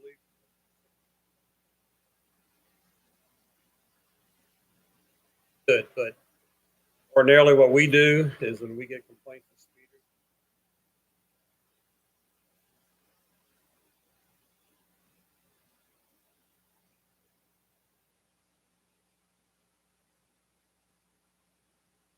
I know the majority of the folks that go in our neighborhood are probably in the vicinity of 30, 35 miles an hour, which is 10 over. And yeah, it is dangerous, especially with the narrow roads and no sidewalks. Right. You'll be out next. Yeah. Well, I really appreciate everybody's time here. I know, and the last thing I want to leave you with is, I know this is the technical review committee, and this is the technical aspects of designing and planning subdivisions and neighborhoods. But I just want you to see our point that we don't feel that it can be decoupled from the subdivision that was planned, the rural, nice, quiet subdivision, and decoupled from the safety of our residents. So I hope going forward you can look at those two things together, and we would really like to push this back to the planning commission and just ask them, what kind of subdivisions do you want to have in Oldham County going forward? Do you want to continue to increase density in the county? Do you want to continue to bring in more apartments, smaller lots, or do you want to, keep Oldham County kind of a country county? And that's what these folks who were here earlier complaining about also. They moved to the country to be in the country. Well, now the city's coming our way. So it can come our way, and it can come our way responsibly by keeping the Cedar Point roads in better condition, by keeping the subdivisions, with less density, et cetera. And we can still have a country feel in Oldham County, but still be, a great place to live. So I hope you take that takeaway from here. And again, thank you all for your time. Thank you, Jim. Amy, thanks for putting this together and allowing me to get the PowerPoint up. Absolutely. Anything else? I think we're good. That- All right. So seeing no other comments, Derek Shea, do you have a comment?